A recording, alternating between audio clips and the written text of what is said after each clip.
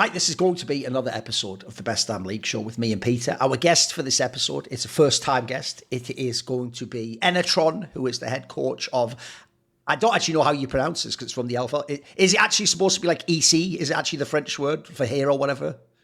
I mean, for us, we are calling it Ici Japon, so right. I think you can keep it the same way too. Yes, so it's Ici Japon. I think the easiest way to reference it if you watch the ERLs or EMEA Winter is it's the team that played against Los Ratones at one point in time in the tournament. So in that sense, you're just known by that regard. But okay, obviously we like to bring in people who are watching the LEC to discuss it from an outsider's perspective with us. So Enatron, we always let the guests start. So the question is, what's the good topic in LEC right now? What's good at the moment? What are you excited about? What's interesting? So to me, I chose as a good thing. I went a bit more broad, but I wanted to take inspiration of these playoffs recently too. I want to discuss a bit about G2 and the abundance of concepts they have as a team. The reason why I wanted to discuss about this is because we have a very good top 4 currently in LEC. Everyone is excelling at a specific concept. But G2 right now, it feels like they have a great amount of weapons in their arsenal, kind of. When you watch G2 playing, they're having concepts like non-linear swaps. They're having caps on the specific way of how he's playing the side lane. Their wave control and fog of war usage between even their new players, like Shimon Labrov, right, has been becoming higher and higher, right? And the way this team is playing right now, it feels like they have a multitude of threats, and you combine this with creative drafts according to their champion pool, looking more at Broken Blade in this matter, right? And you combine this also with how good they are playing all together as a unit in the end, with having these clutch monsters we saw in these playoffs. I think you're having a bit of a whole package type of thing. And while during the split, they didn't show that thing because they were either trying to expand their team identity or they were having inconsistencies in some cases with their players. I think now in the playoffs, we actually see all these losses grinding up to that peak G2 performance right now. And I'm very pleased to see G2 living up to the potential that we had set the bar at the start of the year. So I've kind of got a question actually, just to this, which is, why do you think that they were so bad in the regular season? Because, let's be clear, they lost to... It's not best of ones anymore, right? So they lost the best of 3 to GX. They lost the best of 3 to BDS. They're clearly better. They're clearly, noticeably better, right? Now that they're in playoffs. What do you think's made the difference? Yeah, I completely agree. I think when you're playing a BO3, it's not about saying anymore, oh, it was a bad day, it was a bad play during a game, right? It's not like BO1. So I completely agree. I think they use these BO3s, though, in my opinion, in order to expand a bit more the team identity, too, It felt like whenever G2 would go back with their backs against the wall, let's say after a hard loss, right? They would come and play their usual style and boom, stomp. Many LEC teams would be like, oh, I'm scared to face G2 this week again after they just lost because they will go back to their 100% style, I think while they're losing, I think they're experimenting same time also to be introduced as new concepts as a team. You can call it a different team identity than usual, or they're experimenting on new concepts that they're maybe learning either from LCK or LPL. Personally, watching these regions myself also for my team, also I was noticing that G2 were trying to introduce new ideas within their team. But also, to not, of course, to address the elephant in the room, right? There were also inconsistencies from some players. I think Caps and BB also, while they're phenomenal players, they had also some very iffy games. And I think it's, how to say, unfair to say that it's only a concept thing or a team identity, but it's also a performance thing in some cases. I think now that they have excelled on these ideas, and now they have found their consistent playoff self, I think now we're seeing a more solid G2 than what we saw during the regular season. Mm-hmm. Do you think they're going to win? Do I think if they're going to win? I'm always a fan of the dark horses, kind of. I'm a bit more of a coin fan, personally speaking, here, despite me choosing the G2, because I respect a lot when a team is trying to do out-of-the-box stuff, or they do try to do more unorthodox stuff or hard to execute, but they're willing to take the risk for it. So I'm a bit more towards them. But of course, I think G2 right now, they're having the whole package. And yes, they look like the strongest candidate to go for it. Makes sense. I mean, for me, I'm still working out what was the big shift, but I definitely think that their prep coming into this playoffs was a lot better. I really, really like their draft plan into Koi. I like that they bled Jojopian's champion pool, right? Because he's shown really good play, Jojo, right? Like but on a small number of champions, and basically they put themselves in a position where first game is Ari Rice, right? 2 champions that he plays. Next game is Azir Talia. 2 champions. Oh, I hadn't seen this. You're right. Yeah, they've just burned all his champion pool by the time he gets the Yorn, right? Yeah, and then Yone, they basically, like, I think they can't win that game. I think they can't win game 3, right? But they're 2-0 up in the series. They're just bleeding his pool. Yeah, but it shows how the strategy is different in Fearless, right, compared to a normal draft. Yeah, you're right. Yeah. And then by game 4, he's on Victor, which is, he's fine on Victor, right? Like, he's not bad on Victor, but he's not going to win you the game on Victor, right? It's all about, it's not going to be defined, it's going to be defined by early game. So I really, really like their strategy into this. I felt Hansama stepped up a bit in playoffs, but I feel that, like, I feel Laprov's, I feel he's still been a bit mixed. Maybe I'm just a bit crazy on this, but to me, like, the big difference now that we're in playoffs, right, is that firstly, people weren't able to contain Caps. He's just like activated, Super Saiyan mode. I think that especially on Ari against Fnatic, he was really good on Ari against. Koi, I really, really like how they were using Ari to make picks in team fights. I really like his like kind of flank positions in those fights. I thought they were really, really impressive. I thought that against Fnatic, they had a couple of rough games, certainly. Like, I thought they should have just lost, like, what was it? There was like an Annie, I'm just quickly going to check. It was Annie versus... I remember an Annie game. It was like game 3. Yeah, game 3. They should have lost. They should have lost that game. Like, it was basically Fnatic's to lose. Yep. But essentially, I really like what they've been doing, the adjustments that they made in draft. I think that, like, if you were to say who is the weakness on the carries in G2, between BB, Caps, and Hans, you would say Hans is normally the one who maybe in playoffs isn't, like, he's maybe an 8 out of 10 instead of a 10 out of 10, but I think he's been really good in this series. I still have questions about Alabov. I think he's had a couple of really, really shaky games where they've won. But yeah, like, they're definitely at the top now, right? So they get to play the upper bracket and final, and they're at MSI now, first team to qualify for MSI. I mean, I didn't think we would be having this discussion this week, but yeah, they've stepped up. Like, their prep has just been better. It's just been better than for the best of 3s in regular season.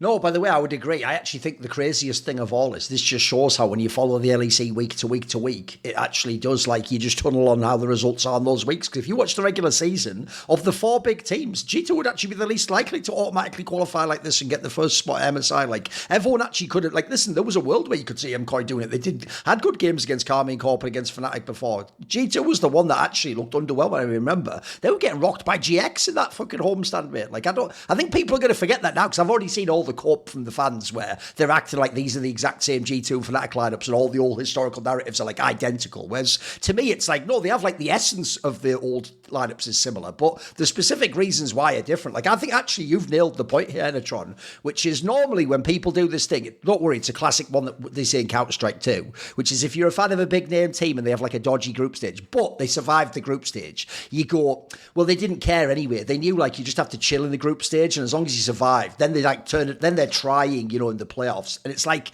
the problem with that, guys, is, and you guys know this as coaches, nobody really does that unless you were, like, leading the league by so many games you can't possibly lose or something. Like, nobody would actually not try. But I'll tell you what is plausible, what he just suggested there, which is the real reason I've always thought best of 3s were OP in LCK and LPL isn't because, like, you just play more games. It's the fact that you can essentially experiment in a game if you're the top team. And by the way, the LPL does this all the time. It is crazy. Like, maybe not as as much now because their format's more competitive, but I still think they do it. Where when you have those BO3s, I always tell people, if someone like some super stacked like hands team like BLG wins game 1, get ready for the most ridiculous game 2 draft of all time, because they know essentially like we can do sort of like the ultimate practice here on stage where the other team has to fight for their life and we get to test. But if we lose, we've got hands, and we'll just turn it on in the 3rd game and do the real draft and then win then anyway. I think that is how LPL and LCK teams sometimes do it. Maybe LPL more than LCK. And I actually do wonder, actually, after having seen how night and day different G2 was in the playoffs here, it looked awesome in both series.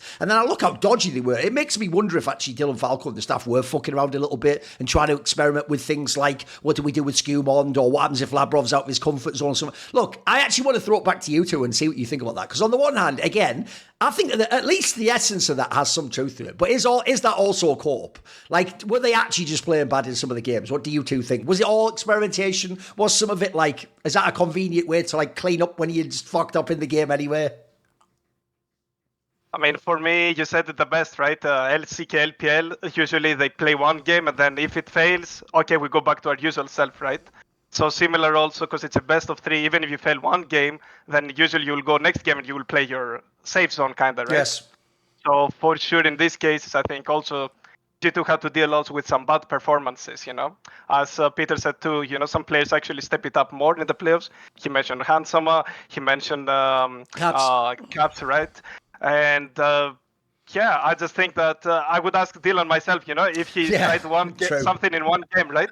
If on game 2 he wanted to insist on trying stuff, because probably these teams, they're in a scrim bubble, right? So they will always have some confidence that they will still, even if we try, will still probably might beat them, So I would really wonder if he wants to still go back to the safe zone, or if he actually keeps wanting to experiment. At worst case, yes, I lost the BO3, but I'm going to be ready for when the BO5 comes, It's personally strategy I like also to implement in my teams when I feel like we're a stronger team and we can be more ready when the playoff time comes, So I would like to know this from G2. Yeah.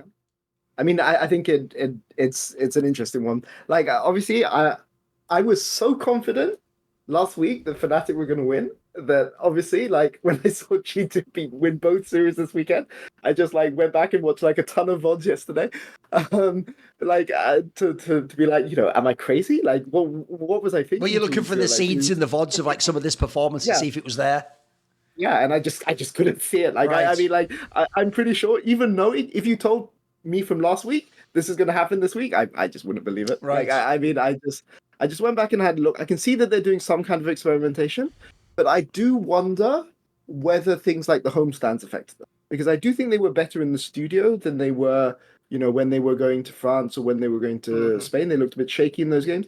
And even if, like, you're going to homestand, then you come back, then you have a travel day coming back. You're not really 100% recovered after your travel day. Like, people say, oh, it's just Paris to Berlin. No. Like, you have to go to the airport. You have to wake up early. You don't have a true, like, full recovery day, right? So either you're sacking a day of scrims, which is pretty, like, not the best, or you are, like, scrimming at 70%, 80%, right? Which is not nothing over the course of a split, because then you're not fully recovered and those kind of things. So I do wonder whether the homestands affected them a bit, and maybe that made them show some issues in performance. But I mean, G2's main issue, I would say, over the course of the regular season was their lack of focus, right? Like, you would see them play out the early game fine, and then sometimes, like 30 minutes, you see like Caps and BB just randomly chasing kills when, I know that these guys know that they're not supposed to do this, right? But, in a best of 1, sure, maybe you can rule it, you can maybe give an excuse, but like for multiple games in a best of 3, at what point does it become not taking it seriously? And like, what point does it become like you lacking discipline on your fundamentals? But let's be clear, like in these series this weekend, they were disciplined. They were really, really disciplined. So I don't know if Dylan is the type of guy to get out the belt, but somebody got out the belt, right? It was like, you guys need to focus. We're in playoffs now. Sure. But yeah, like their performances, like I see the seeds of experimentation, but like to me, they're losing games because they lack discipline, and that was the hard point for me. The problem is it's just too easy in hindsight to say it was experimentation and not at the time. Like, to me, that's like another one, is like a classic one that players do, is in the scrim, they do some utterly mental move, and then you go, why'd you do that? And they go, oh no, I'm just making him think I would do that in the game, but I wouldn't really. It's like, nah, yeah, all right, mate, well, we'll wait and see the actual freaking... That sounds like, a really convenient excuse to just do whatever you want, isn't it? So, by the way, I actually do think, though, if you talk about player performance, this is why I actually find team games so fascinating, because obviously how all your teammates play affects your ability to perform. It affects like how difficult it is, how easy it is, how much you can get to the point in the game where you're strong, etc. And I think the obvious player, the obvious carry role in the modern day is the hardest to 1v9 is obviously fucking Hades carry. And I do think you saw that when they looked like, when Labrov just looked nonsense in the regular season, anytime they ever had a problem with Skewmond, actually those were the games where Hans Sama just looked all right. He never looked bad in my opinion. He didn't have like a bad split. He just looked all right at times. Like, there's a reason why the Callists and the upsets were considered above him and they were competing for the MVP, etc. But there's a concept I'll give you that comes from Counter-Strike, right? Which is in Counter-Strike, a role that obviously is incredibly limited by player performance is the in-game leader. If he calls a strategy, but people do it badly, or they just fuck it up, or even they just don't get the kills, it will just look like that was the wrong strategy. And there's a really famous in-game leader in Counter-Strike called Carrigan from FaZe Clan, who's probably the best at doing like on-the-fly mid-round calls, right? Where he comes up with like a switch-up as to what we're doing and calls something genius, right? But the obvious problem is that doesn't work if then the players can't get any of the kills. Like, you just look like you called something, but it didn't work. And so what happened was we had a tournament at the end of last year. It was the major, where it was at the World Championship. And all of a sudden, his players just started playing like this, like twice as good. And someone made a comment I thought that was brilliant. They just said, have you ever noticed how when the players actually get the kills, he looks like he's a genius. All the calls are right. Like, everything's working. I think that's what it looked like with Hans Sama here. When people actually play properly for him, like, he looked like the best player in the league. He looked fucking amazing. Like, I mean, by the way, one thing I love is, I thought this was, by the way, to skip ahead a little bit, I thought this upper bracket final would be like a banger because Supa gave such a fucking sick performance against Calist.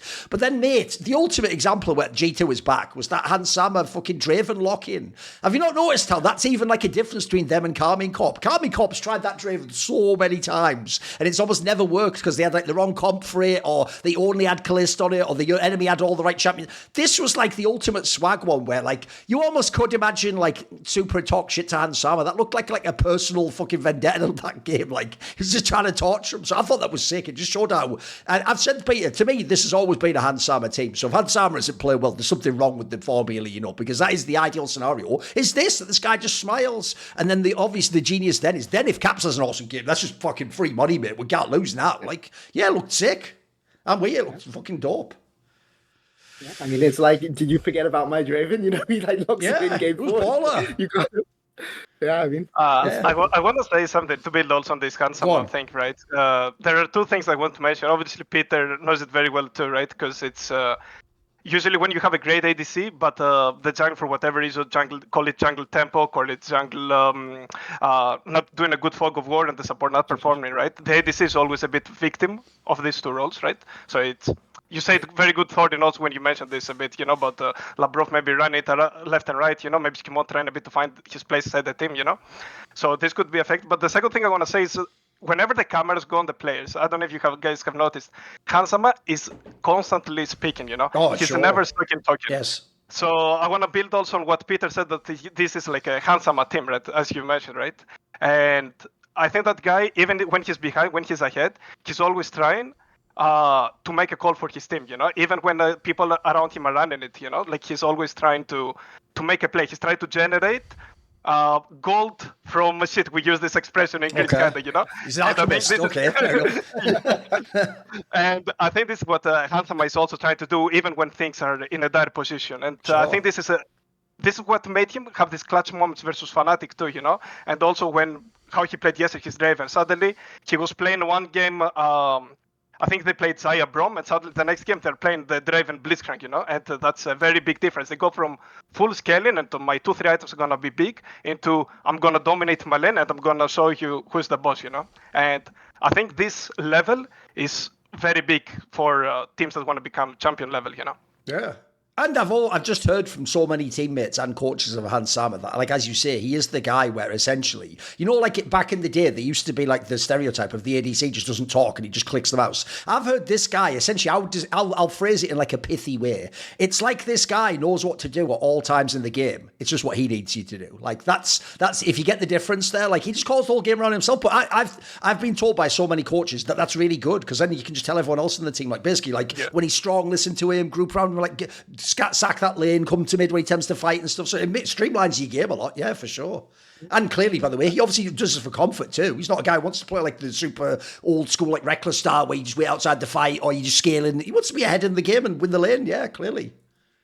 I mean, it's not very glamorous, right? But on every team, you need like what do we call them? Like a stable structure shot caller. Yeah. You know, the guy who like creates the structure, Yes. and then you let your Alvaros or the people like that like innovate within the structure, right? Like, but if you don't have somebody who's saying like this is what we should be doing, then like if you have too many like innovators, then they're all like innovating, and then your structure goes to complete shit. So I think that's something that Hans does very, very well, and I think this is something like Inspired mentioned to me once. Like when he was playing with Hans was really, really constant in what he wanted. But my guess for what was happening on that rogue team is that it let Inspired do a lot of the innovative, like really, really creative stuff that he, which you can only really do if you have that guy who's providing the structure, for sure. Mm-hmm.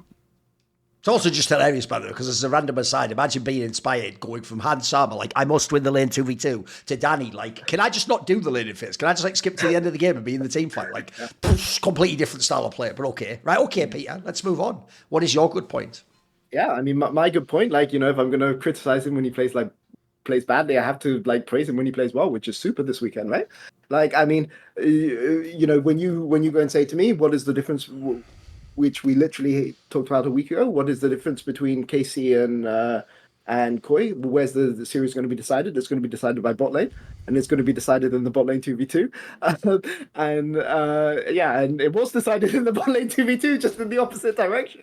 And what I will say for this is, you know, he had a fantastic performance. I mean, helped a little bit by the fact that his support mid were playing really, really well for him, and like giving him opportunities. But let's be clear, like he had the best Tristana of the weekend. I mean, I think he had like into KC. He basically didn't. He basically in 5 games he made, I can only remember off the top of my head, like one significant mistake, right? Which is, you know, which is impressive. It's like really, really, really high level. I mean, like he deserves all the credit for this. You know, this was a series where, let's be clear, Kana got the better of Merwin. You know, Merwin's my boy, right? Like I really want him to do well. Like he's a guy that I really, really respect a lot. But like this is, let's be clear, like he was not the best top laner in this series. Like Kana was significantly better, but they made enough of the bot lane advantage that they were able to snowball off it. And obviously Jojo was great in that series too. But this is, for me, it's obviously it's the first time in a best of series, like not even like a best of 5 series, like a best of 3 or anything, that Supa has managed to beat Kalist.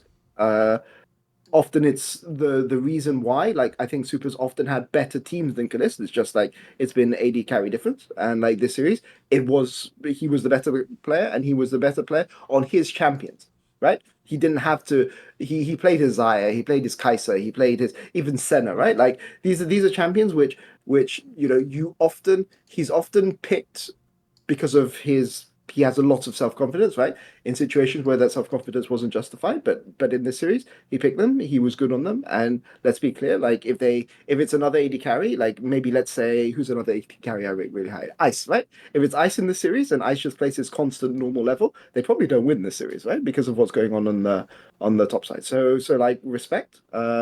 He had a really, really good series. Didn't have a very good series into G2, let's be fair. But you know, let's not take that away from what they were doing against KC, because you asked me a week ago who's going to win the LEC. I'm going to say KC, right? So yeah, fair enough. Well played. Well played. What do you think? Supa and Jojo are the ones he's glazing here. What do you think? I mean, for me, I was glazing Jojo a lot those series, personally speaking. Vlad is also a bit my boy. I support also because same nationality and stuff, right? Like I've been following this guy's career all this time, but Jojo actually was very good in those series. I want to give credit to Supa, I think, was very, very good. I think once he was reaching those 2-item spikes on his champions, right? As you mentioned, right? He played Kai'Sa, Triss, Rai'Zaya, Senna, when he was reaching this, he was a threat, And what I really enjoyed watching from Supa compared to in the past, how well patience he had, inside his game, like before you would see him try to go for the power plays, right? But right now you could see him, he was more careful of his position, he was more careful about the usage of his cooldowns, and he was not afraid to pull the trigger, I want to think that talking with people in the past, of course, Peter, you know better than me, right? With Jojo, that Jojo, when he's also winning, he's also giving that extra confidence boost to his teammates, right? So I want to say that watching Supa going for the super plays is a very big effect of Jojo having so much comfortability in this series too, But also want to point out how good Alvaro played those series. I think Alvaro, also those series, compared to the G2 series, which I think it was a bit of a catalyst about the laning phase too, right? I think Alvaro had, I remember his rel was phenomenal. He was all over the place. He was perma-engaged. He was doing everything. Honestly, he was making Vlad's game hard. He was making Kalista not being able to abuse his lane. He was there to punish Kalista on every mistake he would make, every misposition he would make, every small extent he was there to punish. And I think when the mid and the support are in the zone like this, the ATC is, of course, is going to follow up really easily to that, But Supa also, because I wasn't always the biggest Supa fan, personally speaking, He actually performed in those series, and for sure he should get credit for his performance. He played very good with champions, and it was even better that he was willing to play harder matchups too, as long as he's in comfort zone, Alvaro was helping make these matchups more playable in lane, like he wouldn't go neck too much, but he was also not giving the mistake, as you very well you said, Peter. So yes, props also goes to Supa for this series. I mean, just as a thing, like the first 3 games, right? Like Xayah losing matchup in Tezzero, Kai'Sa losing matchup early into Kalista, right? Senna. So Senna's been changed enough since I've retired, so I don't know if it's still losing to Varus in lane, but I assume it's still losing to Varus. It's still losing to Varus. Still losing. Okay. So like he's picking the losing matchups and being fine, right? Which is not something that's happened in the past, and the consistency was often, I mean that you can say Supa's always had good hands, but like his consistency with the lead hasn't always been great, and it was great in the series, right? But yeah, the fact that he's picking these losing matchups is impressive, and I would say Alvaro. Maybe I'm not giving Alvaro enough credit because in my mind, Alvaro is the second best support in the league after Mickey, and like I just expect him to just play well, just normal. Okay. So, but he was crazy in that series as well.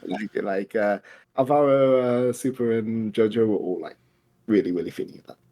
I think the problem Supa has for real is just that, like, he did that stupid interview where he said he was better than Deft before we really knew him as a player. And the problem was that interview would be straight fire if Kalist said that in his first split. The problem is when you say that when you're Supa, it's why I always say I always have so much respect for Flackett. Like, he never tries to pretend like he's like the best fucking player. He just knows, like, I'm a good enough player to be an LEC within my game and on my champions. And when the game's right, I can carry, like an actual good player. But I'm not going to like say that to Kalist and upset, like, I'm just better than you and I'd fucking style on you. And that problem is Supa was giving off that vibe and a classic holdover from how people think about bot lane, which to be fair doesn't apply in the modern day when the support roams and it's like a fucking mini mid laner with all fucking damage and items, etc. Stuff they never used to have in the early days of League of Legends. In the early days, essentially, people always used to ask that question, who is actually like the real star of the bot lane? Is it like the ADC and he just tells the support, like, peel for me or whatever? Or is it like you've got some genius mythy, like Mad Life type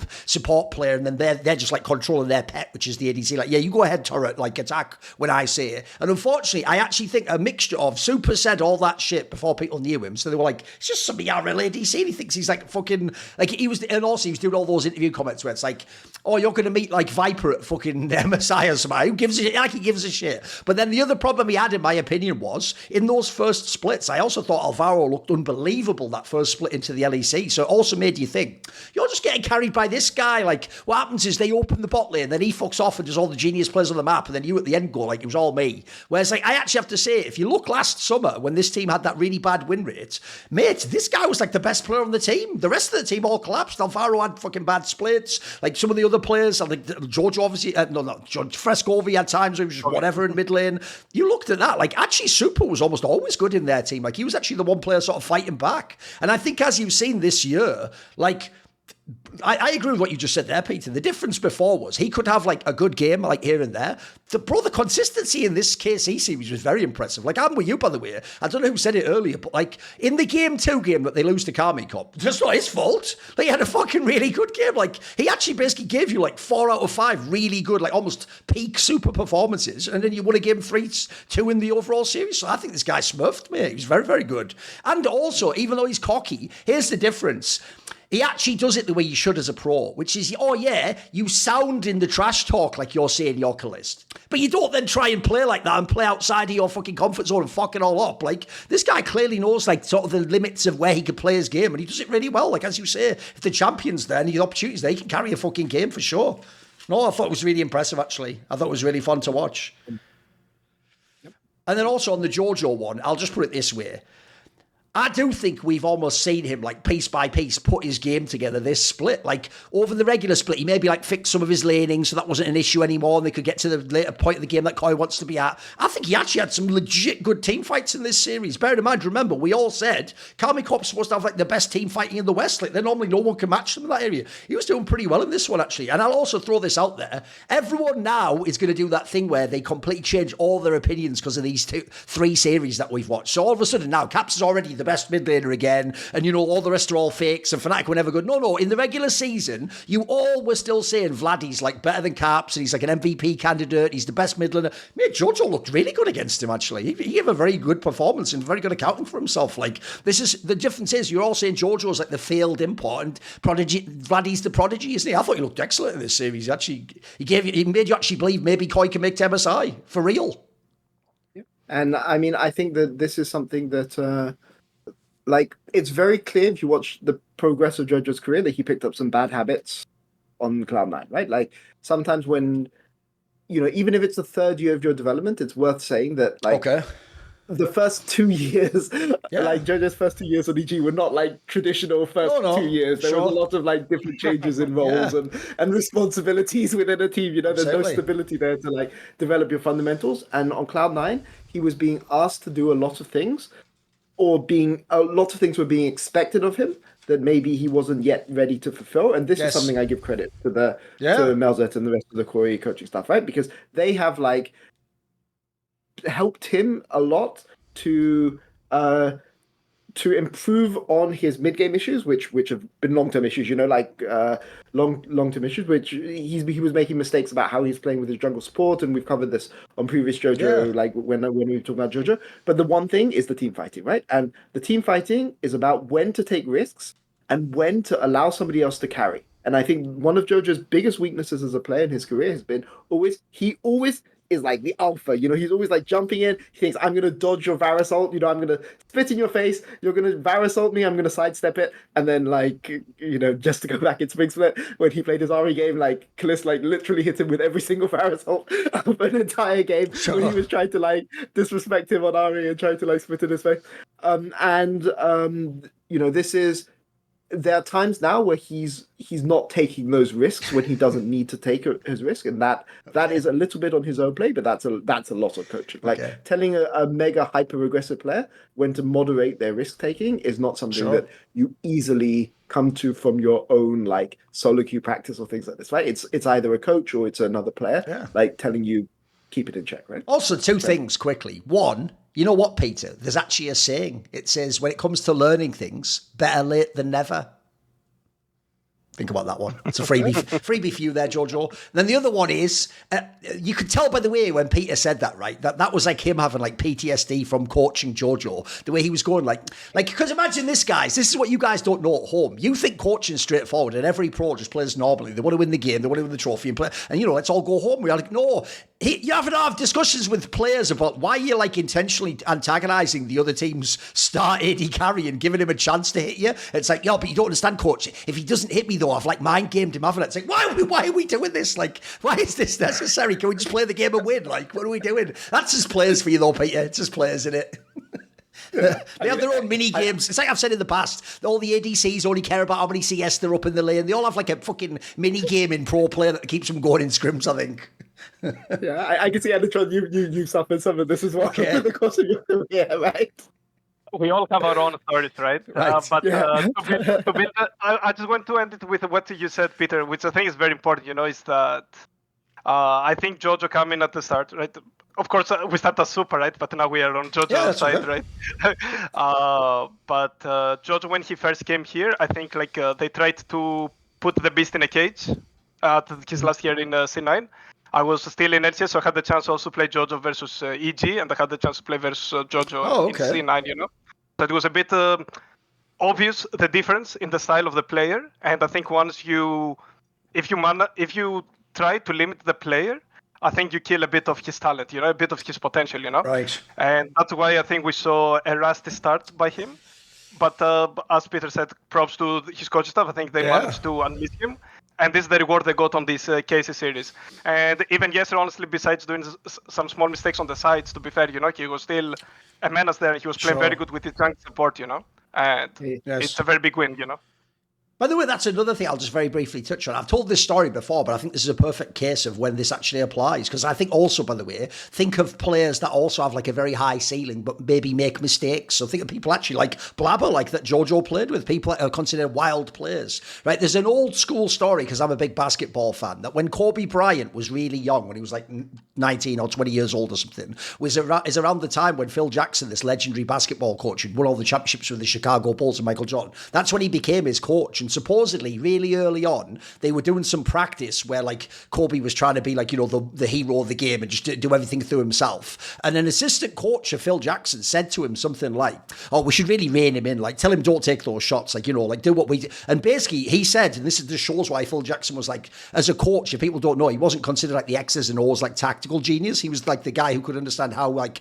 dynamics worked between people and how you have to like psychologically coach a player and give each person what they need, but that might be different. And he had a line that he said that I thought perfectly applied here, where he said, "No, the reason why we're not going to like limit him basically is because he's a bit like a wild Mustang, if you think of that type of a horse that's got like a lot of energy." And he said basically, if you try and break a horse like that immediately, it'll never have all the strengths of being this like wild, like athletic creature that can. And so what you need to do is the opposite. You have to almost like sort of let them be, and then gradually over time like attune what they're doing and convince them to come here. And you're gonna essentially take the soft approach, whereas with another player you'd be really harsh. Like if people know, it's a really old school reference now, but anyone who knows this will know the reference. Way back in the day in TSM, it's not a joke. I know Loco Doko when he was the coach. They literally told Wild Turtle, "You are not allowed to flash forwards," because he'd just done loads of those like mental ADC flashes into the fight and gets instantly like 0 to 100 to 0'd. But the problem with that is, if you have a player where that's like part of his strength, if you tell him that, then that part is gone forever. Whereas maybe the analogy here would be, maybe if they'd like been a bit softer how they'd worked with him, maybe that could have like eventually not been a negative, and then you just have the upside. So I know what you mean, Peter. Like if you'd have taken a player like this and really limited him forever, then you'll never have the player that could do the things in this series. Like he actually already showed us. This is why you've got to like keep giving him a chance to come out of the cage again, to use this analogy. You can't just keep them there forever, although you'll just have some whack-ass middle. At that point in time also, what was the point in kicking for Scovey? I'm sure he could have just come and just been a bot too. Like, you want to have the player that you signed that had all the potential on the upside. So no, I think it's an interesting point. Yeah. Right, for my good point, it's on point. We can still talk about the same series. I did pick Caps. Because here's the thing. Again, If we're talking about normal players, I do hate all the corp of like, he was just like phoning it in regular season, but now he's trying. Like, basically, they want to believe it was their favourite player, Faker, Caps. They all want to believe, right, that it's that fucking meme everyone loves nowadays, all the Zoomers, of, you know, when you're playing like your little brother on the PlayStation, you sat up like this, but then when he wins game one, you're like, this motherfucker, let's lock in. Like, you know, like the one where you lean in and you go, they want it to be like that for playoffs with G2, right? I don't know for the rest of the team. How were you? I think actually they did try to do different styles. It just didn't work. And I think sometimes players played worse and that meant you couldn't win the game. But you know what? I will actually give you this. I'm going to make it slightly different. I don't think Caps wasn't trying in the regular split, but there's a couple of details I do think are interesting. One is this. You just have to remember, he has played a million splits in a row. He never has any time off, and he's always on the best teams that are always in position to go deep. It's not that like he's not trying. I would say it's more like this. I would say it's more like if he has a split where it's not going awesome, he just doesn't give up mentally. He's just like, right, okay, we're going to get to the playoffs. I'll work myself back into form. I'll figure it out. And then crucially, there was a quote I've got for you that apparently Dylan Falco said on an Euphoria episode this year. He said sometimes he, and he was referring to Caps, is only talking about the playoff patch during regular season. Now, the reason why that makes this theory way more plausible than when someone does it as Corpium, like spoiler, I can tell you right now, there is no universe in those past years. Faker intentionally was just letting himself lose those games. That's the reason why there was that really disturbing thing where he was smashing those head off the wall. Like, Koreans aren't like that. They're not fucking around like to be an idiot. Like, in this particular case, though, that's interesting because I've actually never heard of a player doing that before, Peter. The idea that, like, they're already, like, most players I know, like, they just live on the most recent patch. They're just reading that notes and they're just trying to, like, play solo queue basically half the time. I'm actually fairly impressed that, like, essentially this just shows what a pro he is. If he's having dodgy weeks, he's already looking forward to the patch, like, right, this is what's going to change, or I need to get to that. That's an interesting angle. I don't think I've heard of that from a top pro. What do you guys think of this? Enatron, what do you think? Caps' return, how? How did he do it? I mean, I completely... First of all, we're all competitors, right? So I think all of us, we are playing this game because, let's be honest, you know, there is, of course, sportsmanship everywhere. At the end of the day, we all want to win, right? Yeah. So I don't think Caps is also on the side of, he's like, oh, whatever happens, happens. If I win, I win. If I lose, I lose, you know? So I think he's always trying. Is he trying new stuff? Is he trying old stuff? That's on Caps to answer that question, right? But what I can say after coaching for so many years, right, is that there are these... players sometimes, you know, that when it becomes a routine, okay, I play regular season, I go playoffs, you know, and then it's the same old story all the time, you know, that sometimes this habit of I look at the playoffs patch is because he's like, I'm so sure I'm gonna make the playoffs so that even if I'm last place team on playoffs, low seed or high seed, I'm still gonna perform because I'm gonna be knowing the patch in the future this well, you know. Is this the right mindset? In my opinion, it's not, because you want to grow also during the split. It might postpone your teammates from growing up to their potential, you know. But I also cannot ignore the fact that Caps, as you said, right, he's been going permanently this route for I don't even know how many years, you know, probably... It's a long time now. 2017 on. Yeah. Like, we can even jump from Fnatic to G2, right? Because also he was also there, right? So he was always in semis of pretty much every single LEC ever, basically, yeah. And watching how Caps is practicing in scrims, in solo queue, right? I feel like also his experience, sometimes I honestly think he's thinking even after the playoffs, when he will go international, how he needs to be ready for the international. You know, this is how far I think Caps has created that routine, I would say, you know. Okay. But of course, this shouldn't be an excuse why you shouldn't perform in some cases, because at the end of the day, we're all competitors here, right? Yeah. I just appreciate we make it sound like Caps is like Gandalf just roaming around and everyone else in LE, he's a hobbit, like, Caps is here, like, I arrive when I mean to, not like fucking else. Like, he's sort of like that. I know what you mean. He's the only player, you're right, Enatron, actually could be thinking, yeah, but I also need to figure out what I'm going to do when I'm at MSI. So everyone else is like, can I get to MSI? Like, that's like their dream. Like, he knows he's going to be there, mate. By the way, he was right, so I can't say he's wrong, can I? He made it. He did make it. He's there always to prove us wrong, right? Even when he's underperforming, he's there that he's going to be, I'm still here, you know? Yeah. And when the team needs him, he's there.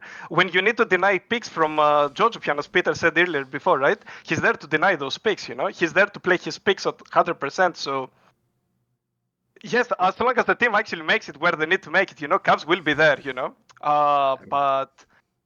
Of course, as I said, right, they shouldn't give anyone excuse, veteran or new player or rookie player, that, you know, they should have that mindset, you know. But I can excuse the Caps for this.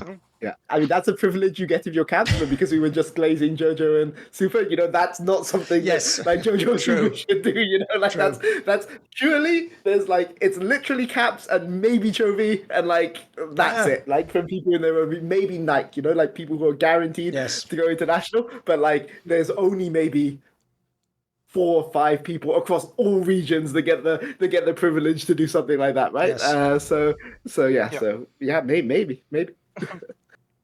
What do you think of Caps then, Peter? How did he do it? What did he do?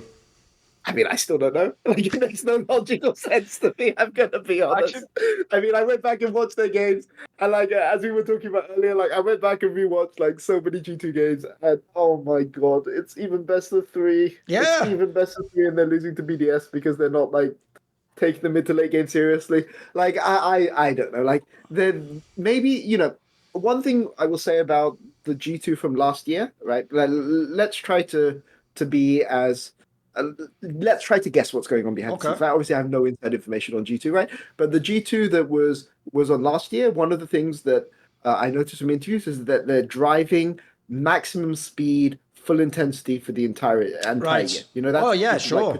I mean, that's why they would do all the scrim stuff. Yeah, exactly. Yeah, they put all the scrim stuff, right? Like, and it was clear.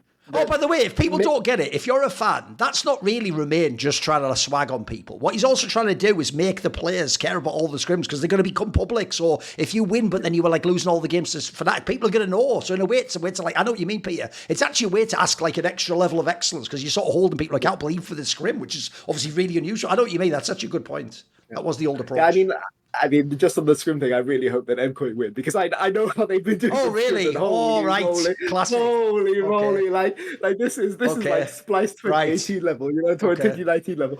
But like this is, I think Melzer even said it in his interview, right? But like I've heard the rumblings behind the scenes, But like this is. Okay, so 2023, you can maybe say G2 were fine going into Worlds, but 2024 G2 were not fine. Yeah, true. Right? Like it was very clear at Worlds that they were, maybe it's mental exhaustion, maybe it's like frustration with teammates or frustration with situation or something like this, but it's very clear that it was the responsibility of doing well at Worlds was weighing heavily on a lot of players and affecting their performance. Yes. Right? Maybe it's because people know their jobs. I mean, people even said, like I know I'm probably out the team after this, so it's harder to like mentally stay focused and shit. Yeah. Yeah, sure. But it's clear that if you carry on that intensity for the entire year, that will impact you at some point, especially if you're not having breaks, right? Like every off season, G2 have to play like the Red Bull, the off season, sure, the Carmine Corp type thing, yeah, and like they're invited to all these other tournaments, right? So no team except maybe T1 has to play as much off season, because sure, there's the Demacia Cup in China, but like the Chinese teams don't play them. No, you're also allowed to just play the sub and the LDL play all that shit. Yeah, true. Exactly. I mean, they don't give a shit, right? But like if G2 showed up for the Red Bull event with G2 Hell or whoever their second team is, like then it's not going to meet their contractual obligations, right? So there is something to be said for picking your moments to go to maximum intensity, and it looked very clear this split that G2 were not like. It looked like if they were running it down in a game, they were not going to go backstage and get yelled at. Right? That's basically that's what I would say. I'm not saying they were getting yelled at last year, but it's very clear that the intensity that we saw from G2 in 2024 during the start of the year was not there this split, right? And maybe that's a good thing. Maybe that means that they're fresher going to these international tournaments. Maybe it means that they found a way to balance these responsibilities. Maybe it's just that, they just couldn't go as hard because they have to travel as much, right? They have to travel for the road shows, right? Yeah. So yeah, it's interesting. Like I would say that, funnily enough, I don't think Humanoid actually played that badly into him. I'm going to be honest. Okay. I think Humanoid just played fine in the series. Like people, I went to the post-game thread and people were like, they were flaming the fuck out of him. Shitting on Humanoid, sure. Humanoid, Razor, Oscar, and I think like the only one who kind of really deserves it is Oscar because he had a shocking series. But like the sorry, maybe that's one of your points for later. But I'll just so I won't dwell on it. But for Caps specifically, like this is like it's not just that he was clutch. It's that he had the switch to change the intensity, and it's also that he was picking champions for Fearless. He was picking like not maybe what I would say his best champions are. I mean, the Caps has no truly bad champions, right? But he wasn't picking like his like automatic best champions. He was picking champions to attack the opposing mid laner's champion pool, even against Humanoid, right? Which was very, very impressive. So I mean, I would say that he was doing, in a sense, the work of more than one player, because he's doing the work of future Caps, right? In these, and I think Fearless Best of 5 really, really benefits this guy, because he's the guy. He will pick up Anivia for the first time on stage, like he did against us back in MSI, whenever it was, or like things like this. He has that pool because he has that experience over many years. So in Fearless situations where you can bleed the opponent mid laner, it benefits Caps more than like any other Western player, I would say. I don't know if you watched that Koi series. I noticed he just waited until the end to pull up the Tristana. That was kid's version of the Draven pick. Like, well, time to shit on you now. Like, I've played the game. Now it's time for me to actually just destroy you. Also, by the way, one thing you've just reminded me of, Peter, but people will forget this narrative is there was actually like a week or so where things were going not very well for Koi, which was the week when supposedly Melzit had to like go away. Didn't he have like some family thing to deal with or something like that? Didn't he have like a week he had to have off? Yeah. No, I think he's taken the entire split paternity. I think this regular season, I think he just came back for playoffs, which again may explain why. Well, that's what I was going to say. Listen, he's made himself look extra fucking valuable, hasn't he? Because the difference between how they played in the playoffs now and in the regular season, it's like he must be doing it all. Well, he must be the secret genius. It's also worked for him. He's done a little Caps himself, mate. Like, because the problem here is, if you don't know fans, right? What's annoying is, I'm with you, Peter. Like, sometimes I'll think, did I just hallucinate the whole split? You go back and watch the VODs, and you're like, this is exactly what I was seeing. This guy wasn't that good then. So then players will be like, why didn't you have faith in me? It's like, because you all wanted me to have literal religious faith. Like, it's not there. I'm not seeing anything in the game. Like, I can't know you can really again, like you said, Peter, I only know how to evaluate humans who can just, humans play at the level they're at. You're apparently a god who can just flip the switch and just choose to win. Like, I'm not familiar with that. I live in the mortal world, like, if we're bad, we're just bad and we can't do anything about it, Sure. I mean, I'll say that, like, one thing about Alvaro, right? Like, it's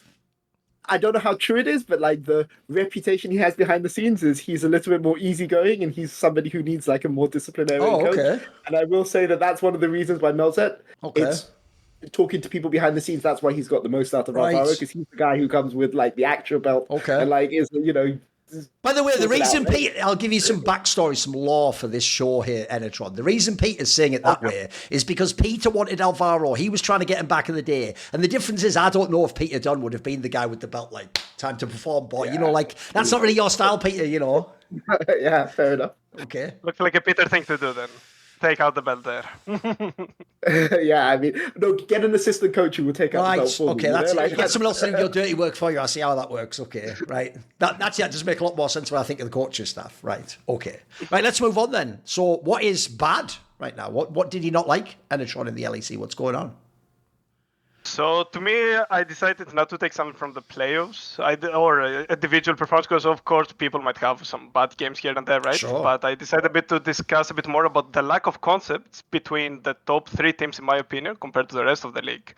What I mean by that, it doesn't mean that the rest of the teams don't have concepts, but I think it's more about the mid-bottom level tier teams. They're focusing a lot on individual performance and grow of the talent but they are forgetting a bit to create concepts and habits to these players.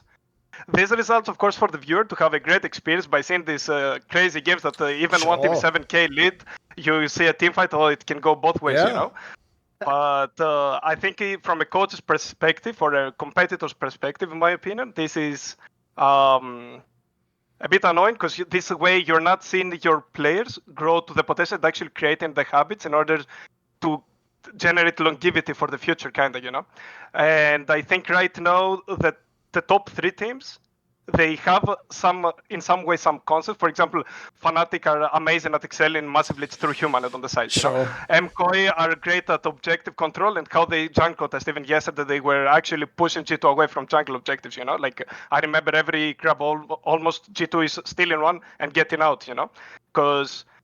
But I feel like the middle bottom team, they're focusing a lot about a player power play or about the great moment from specific players that it doesn't generate consistency on these teams. And I feel like someone who was both in LEC and LCS the last 3 years. It feels like in NA, for example, we have been putting so much attention to concepts over growth, while in EU we do the opposite side. And once we manage to find the combination of these two, I think this is where you're having a very good growth consistency on a player, because we're having very, very good talent right now in Europe. But if we just put them on their champions and tell them, perform how you're supposed to perform, and we're not creating concepts around them, I think we're not gonna be able to give them to live their full potential.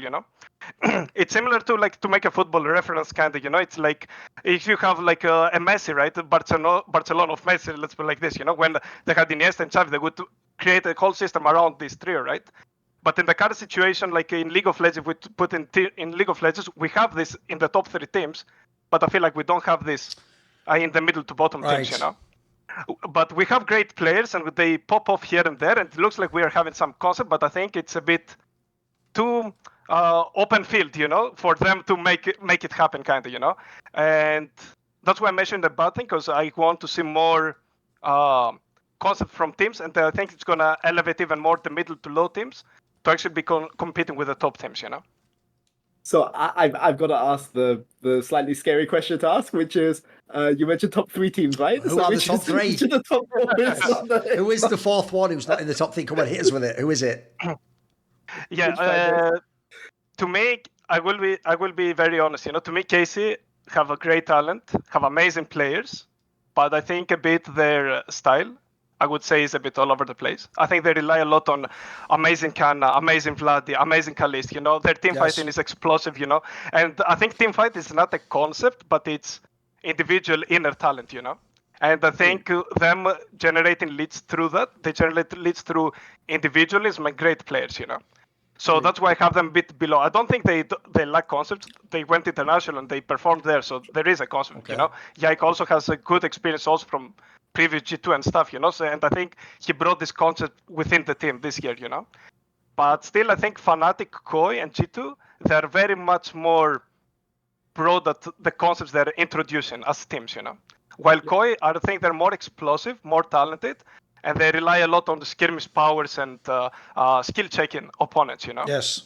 Which I don't think it's completely wrong. I don't want to give no credits to Casey, right? In the end of the day, we are playing a game where the skill check is very important, right? But I think right now we're in a level where League of Legends is a game about adaptability, and you need to have an initial concept in order to adapt with your mechanical level, with your talent there, And I think this is where the top 3 teams, in my opinion, they're excelling with that. While KC, if the game goes their way, they're gonna stomp you, they're gonna destroy you, and that's why probably they're gonna be winning, But if it's more equal, that's why I think Koi, for example, managed to contest them, because as you said, Kalist didn't get the advantage, Vlad did get the advantage. Kana was getting the advantage over Mirvin, but it wasn't like even, it was like 1-2 games, right? It was like every game happening, right? And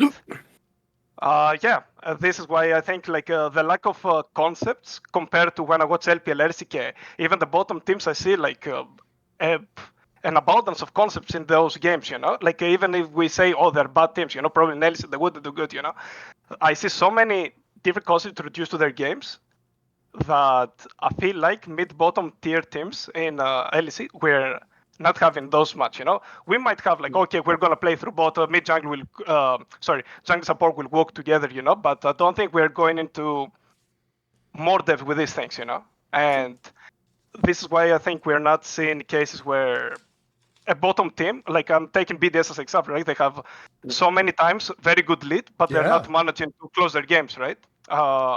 Or Vitality series versus Heretics, right? They threw that how high they were, 6K lead? I don't remember exactly, But that's why I don't think we're seeing teams closing games this consistent when they're ahead. For the viewer, it's good. Wow, a crazy team fight. It can go both ways. But from me as a coach and as someone that I want my region to grow further, I want more from even these middle bottom tier teams, and not just, yes, we're going to grow our talent. We're going to grow Camilo to become a great player. Yes, grow Camilo to become a great player, but put him also in the habit of these concepts that the teach also this moment. And I think the veterans can bring that to inside the team, So, I mean, I think just firstly in defense of the KC point, right? I think like when we talk about middle lower team, I think it's fair to put KC as like middle top. Maybe you put like top and then middle top. I and still then, have them top four. yeah. Still have them top four. Yeah. I mean, like, I don't. And think we're he's putting obviously them only in talking tiers, stylistically. They could still end up being number one in the league, but he means conceptually, yes. But I've actually got an interesting stat, right, for you, because I was looking at this before the weekend, right, which is that KC in regular season was 17 wins, 17 losses, right? But 32% first blood rate. Wait a minute, you said that again. You said 17 wins, 17 losses. So it can't be 17 losses, can it? No, 17 wins, seven losses. There you go, right. 7. Okay, so whatever that is, that's 71% win rate, right? Okay. But 32% first blood rate. And Yike involvement was like 29.8, right? So basically, like anything that they're doing in the firstly, 32% or 33% like first blood rate when you are like the top team in the league is outrageously low. Yep. Their gold lead, they're like more often than not down in gold at 15 minutes. Which is ridiculous considering they lost one series. Yeah, because they lost one series. That's right? pretty hard to do. Yeah, of course. That's obviously completely absurd. It shows how good their team absolutely. is, right? But in terms of pure systems, right? Obviously, they're relying a lot on Yike to bridge their early game, and I think the one criticism a criticism you can have of KC, which I think is fair, is that in the early game, often they're just relying on being fine in the 2v2, being fine in the 1v1, and just snowballing off that and knowing that they can get to late game and scale just fine, right? Which is kind of what they did at First Stand, but it's as the other teams in the league get better, it's going to challenge them to think about if this is the right approach, right? Like it just waiting to scale is going to get you those wins. I would say that of the middle to lower teams, I see some amount of systems in place at Heretics and some amount of systems in place in BDS compared to the others. I would say Heretics' issue is that they're like 2.5k gold down. Like you can't be 2.5k gold down out of laning phase. As much as like as much as they're developing players, like at some point you have to like. You can come back from 1,000 gold down, but 2,500 gold down is like a lot of money, like to come back from. Your systems better be really fucking good, right? So I mean, I do because Heretics have been behind so often. I can see what their systems are from behind, right? They have very clear systems for how to play from behind. When they're ahead, I don't think they have those, so maybe they don't have enough practice playing from ahead. But yeah, I think that I see a bit from Heretics. I see a bit from BDS, but obviously we've talked about BDS on the show before. BDS, some players on that team wildly inconsistent, and that makes it really hard to judge. What is the system being in place, and what is the coach trying to implement something, and the players not following it versus there not being a system. But definitely, I see what you're saying with the other teams. I think there's definitely like one of the things which makes LEC so fascinating is teams have specialized on things that they want to be really, really good at. And I would say this is the thing that G2 kind of tricked us. We thought they were specializing, but no, they weren't specializing. They knew it all along, and they tricked us. But what I would say is that, yeah, I think KC, like for sure, they've spent a lot of time working on their teamfight setups, on their like objective, vision and that kind of thing, which waves they're contesting on mid. But maybe sometimes diversify and train those other things, I think is a valid criticism. And they may have only lost one series all split. They may be 8-1 in series, but they're 17-7 in games, right? So What does that mean? It means that they've won like they've won almost all of those series 2-1, right? So like that says something in itself, right? Like they're not systematically shutting teams down. In fact, I think no team except maybe Fnatic, ironically, were systematically shutting teams down over the course of this split. But yeah, I think that's definitely something that they need to work on. Maybe we'll come to Fnatic later, but yeah, we will. Don't worry about that.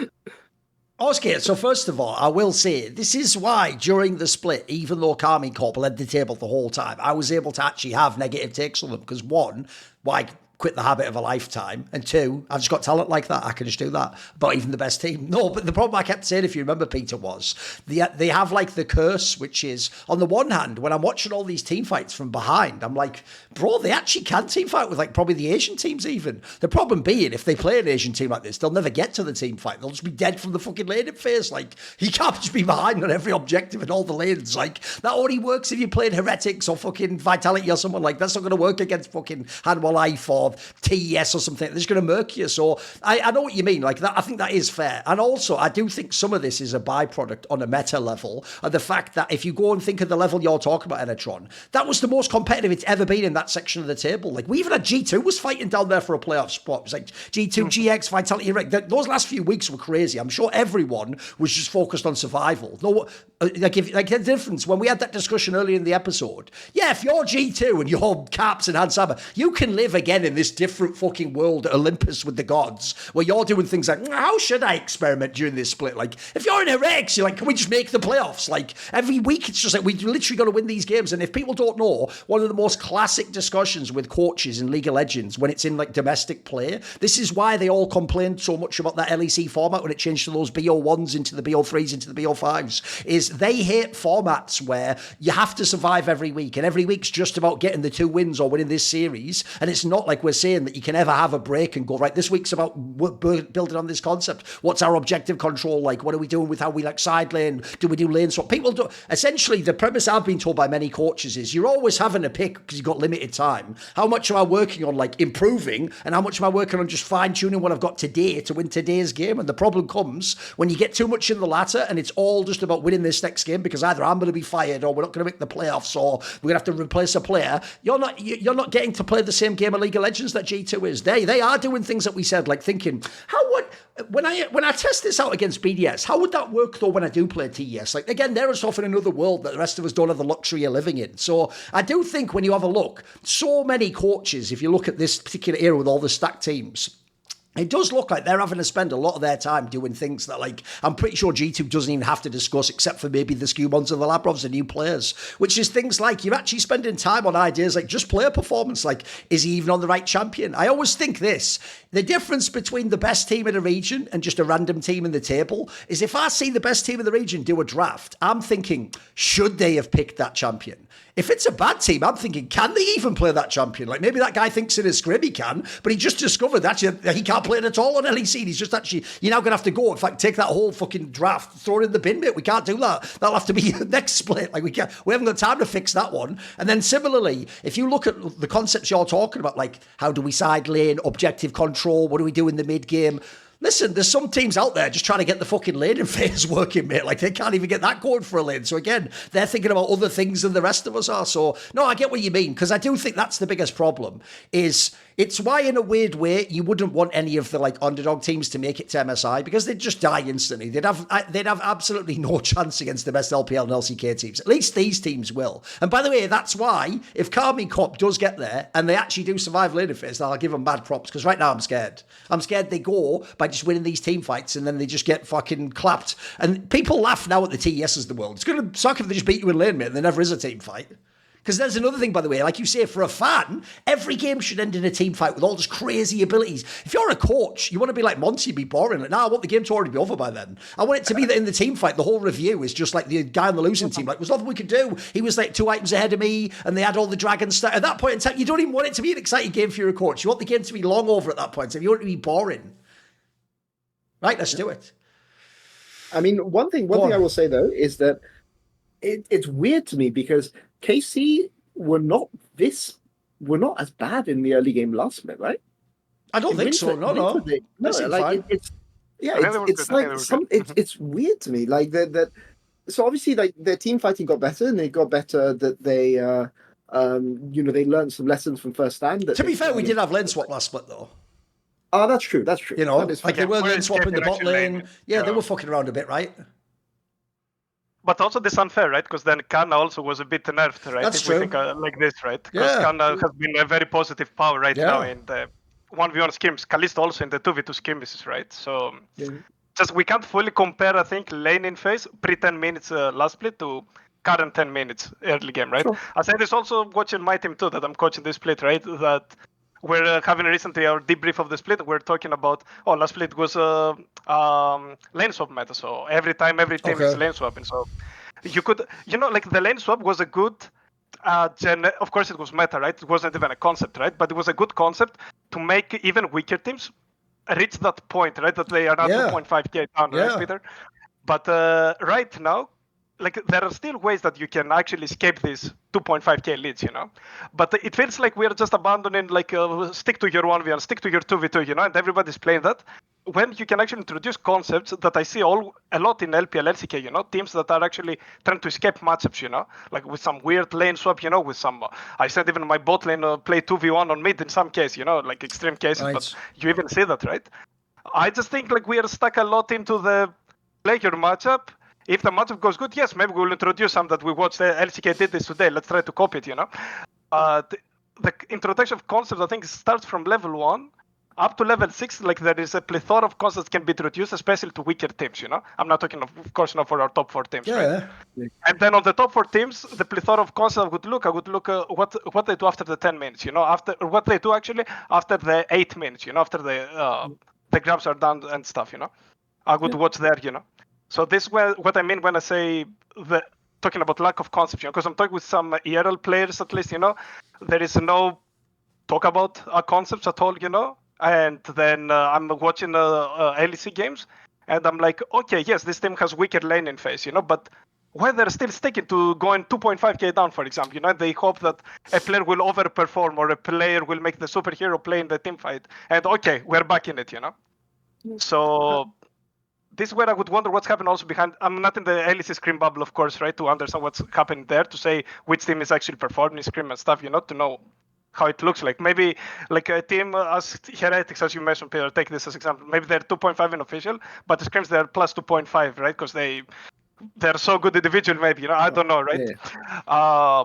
But this is where I wonder why there is a lack of consistent concept even during the laning phase. Let's put it like this, I think that's fair. I think teams are beginning to understand each other a bit better. Like, I mean, I go back to KC because there were only 4 teams playing this weekend, right?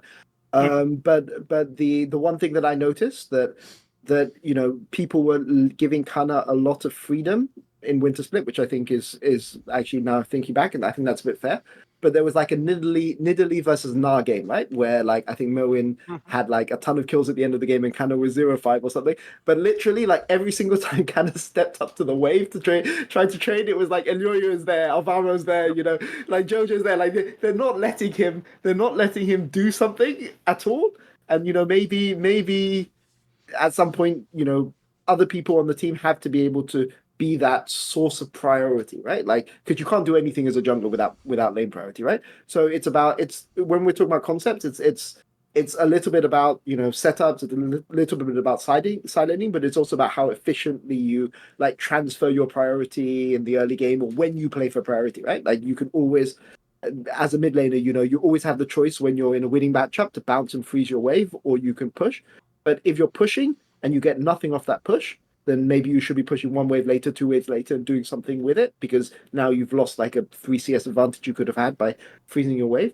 And I think that is a lot of the systems which I don't see from a lot of the mid to low table teams. They don't think enough what to do with individual priorities. You just see people getting priority, but then they get priority and then they don't do anything with it, right? So the question is, why get that priority in the first place when every single time you are freezing a wave, you're getting CS advantage, but you are getting the opportunity to get a future priority, right? Like, because you can now stack 2 waves together, and that means that instead of a 20-second move, now you can move for 35 seconds, right?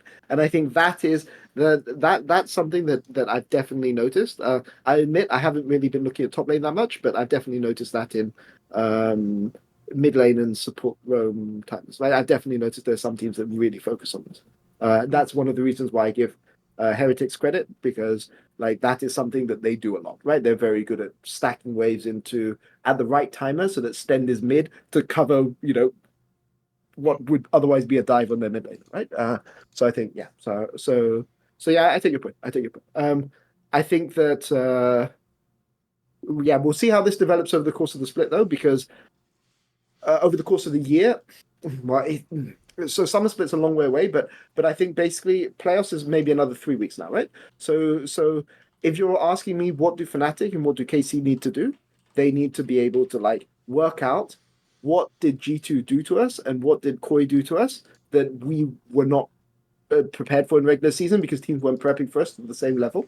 And I think both the G2 series, we covered what happened in the Koi series, but the G2 series as well, like G2 really, really targeted specific things about Fnatic, and they just have to realize, okay, teams recognize this weakness, which they didn't target earlier, but now if they only have one team to prep for, they're going to like rinse us if we don't like cover it properly. Right, Peter, what is your bad point? Yeah, so my bad point's about Fnatic.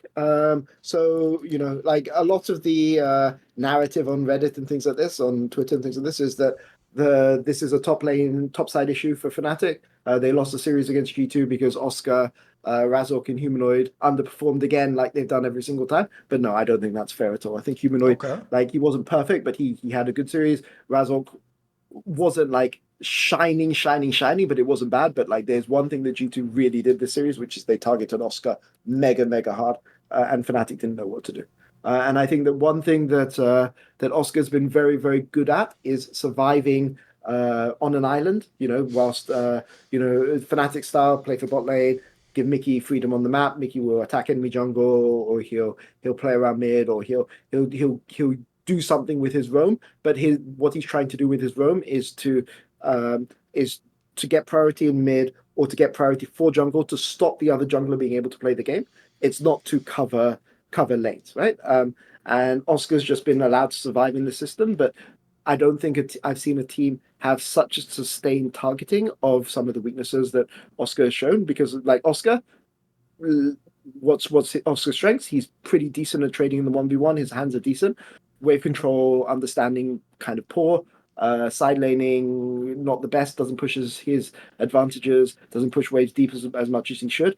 And that leaves him vulnerable to a team which is willing to target him properly. I don't think he's like an insane weak side player. It's just that's the role he has to play on Fnatic, and he gets away with it because his 1v1ing, his like hands in the 1v1, right? As opposed to knowledge of the 1v1 isn't as good. But I think that basically Canner is watching that series and licking his lips, right? Like, and thinking about what he's going to do to Oscar if they don't fix this. And I think people have praised Fnatic a lot, but a lot of the praising they've been doing has been on Upset, has been on Mickey, a little bit of Humanoid. I think it's like Humanoid, you're not really allowed to praise Humanoid that much, because anymore.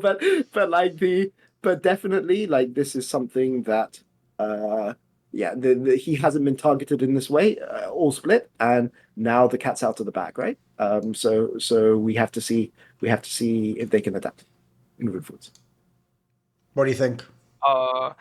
For me, I had actually, coming into this show, right, I had two good things, honestly, and the one good thing was the G2, and the other good thing that I was planning to say was how Fnatic are snowballing hard through their strong side, like through human, especially in those series, I think for G2, whenever you watch Fnatic play around Humanoid, it's instantly a 2k lead, It's a 2k plus on the map, And suddenly, every time you see them playing around Oscarinin, it's a minus 2k.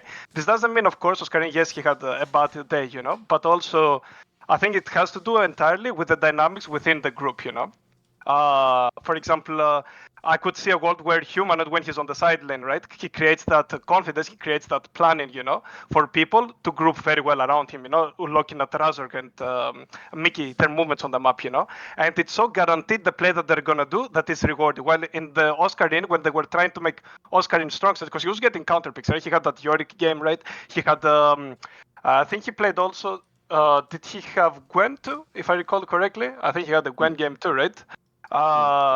Like he tried to get counter picks into BB, but every time that you see them trying to play through there, it's a negative play, And this shows to me that it's what I said before, It's also one of my last points that I will have later in the talk that we're going to be having, But it's more about Fnatic perfected a concept, a style that allowed them with free Mickey. Mickey moves on the map. Humanoid goes on the side. We play with Humanoid. Upset pops in the fights. Oscarinin, a great role player playing the weak side. And we win, And that's why we're where we are as Fnatic, right? But then G2, that is coming from a style that they can play through bot. They can play through top, They can play through sides, Suddenly they're like, okay, we're gonna neutralize the bot and we're gonna hit hard through Broken Blade there, And suddenly a team is forced to match that, and I think this is where Fnatic crumbled versus G2, Honestly, we could even make a debate that maybe if they continue playing only through Humanoid on the sides, and they keep trying to snowball Humanoid and keep snowball through Humanoid, and hopefully Broken won't be able to close the game, right? The way he did, for example, on the game. Which game was the Jax game? Humanoid. That was the Gwen one, game 3. Yeah, game 3, yeah. Like we could make a debate whether maybe Fnatic, by keeping only their style and not trying to match G2 style, that they could win the series, And for me, this was the difference maker. Okay, we can say Oscarinin had a bad day, but everyone can have bad days, The whole thing is how the team adapts around the bad day. And I think Fnatic had the angles with the Humanoid playing on the sides, They were generating leads there. But then they're like, okay, now we're going to help Oscarinin. But no, like you're trying to mitigate by putting the same amount of pressure on the other side to force G2 come there to you, but you were forced to go where G2 was going, And G2, during the seasons, they were very happy to play through Broken Blade in many instances, and even in the past, right? They were playing through BB before. So it was an unknown style, but for Fnatic, it was an unknown style, and I think this is where they fall victims to G2 in the end, Yeah. So, yeah, this was my general take of the Fnatic G2 thing,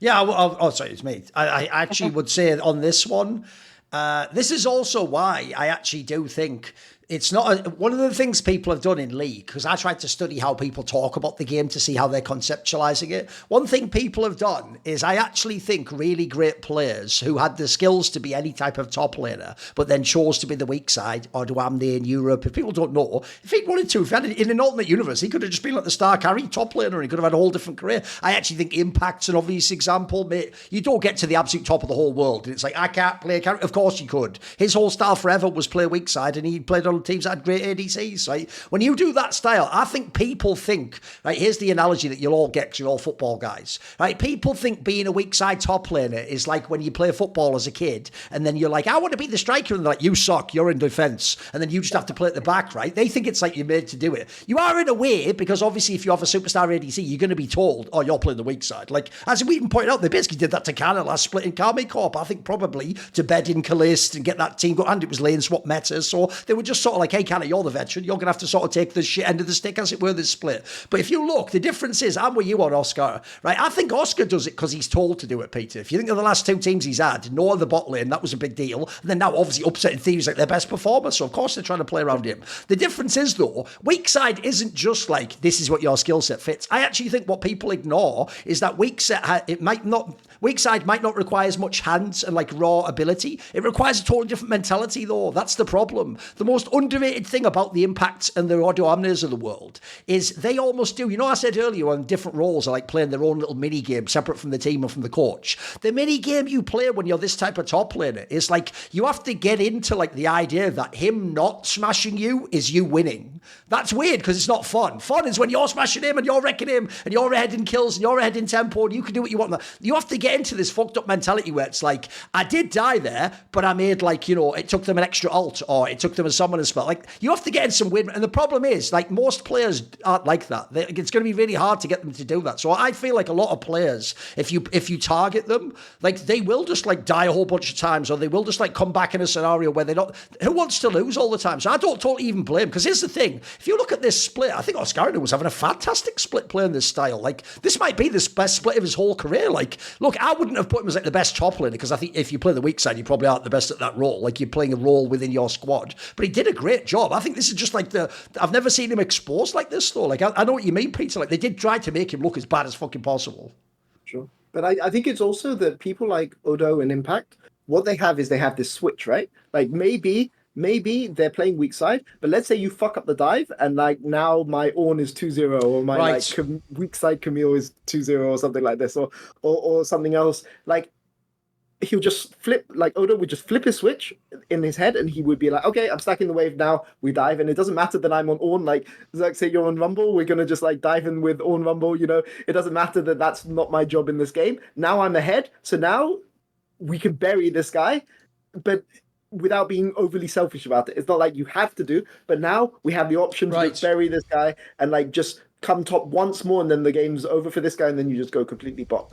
And I think the issue that Oscar has is, firstly, he's permanently like grounded in weak side, right? Like I think he's almost forgotten how to play like strong side. He doesn't have the switch, and like the problem is that even when he gets leads, he doesn't know what is enough of a lead that you never need help again, right? Because Right. like you sometimes you As can in to give it back. like, So you take the lead, but then you give it back as well, right? yeah, like you take the lead, but it's like, let's say, like I give the Odo 2-0 on Ornn, right? Like Odo, maybe he's 2-0 on Ornn, but he realizes, okay, if I'm 3-0 on Ornn, this guy doesn't come back in the game until 35 minutes. But if I'm 2-0 on Ornn, maybe this guy comes into the game, back in the game at 20 minutes. So it's worth my jungler sacrificing 90 seconds of his time because the difference is going to be so large.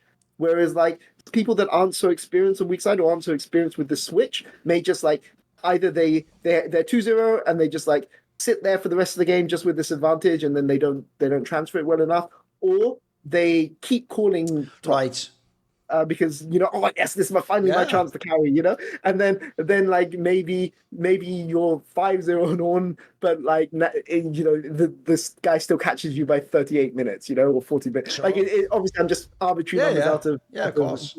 but to illustrate the point, but yeah, the point is like this series, it's really clear that it's not like Oscar didn't have any chance to do anything in the series, but he was so inefficient with how he was thinking about his wave, so inefficient about how his just general play on the map.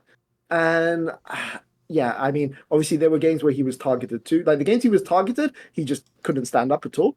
But the games where he could have done things, he wasn't doing things efficiently. And I think this is the point. Correct me if I'm wrong, Enatron. This is the point you were making. Like especially in the Gwen game, maybe they just shouldn't have ever played into his side ever. Like maybe they should have just keep going into play side and playing and snowballing harder there. Yeah, and just yeah. I just want to say that the weak side in the modern mode of the game, right? It has changed from the old traditional put him to play an Ornn, and yes, you will go 30 CS down and you will open through mid, press your ult, team fight, like you're watching like teams like Anion's Legend in LPL, for example, okay? This team is actually picking like Sion very early in the draft. They picked 1, 2, 2, 3, like they're game 1, not 2, every champion is open. Maybe Rumble Gwen, they're the only champs that are out. They just slamming the Sion there, What do they say? They say, Flander, you're a bad player, you're going to play weak side. No, of course, right? Flander is Flander, right?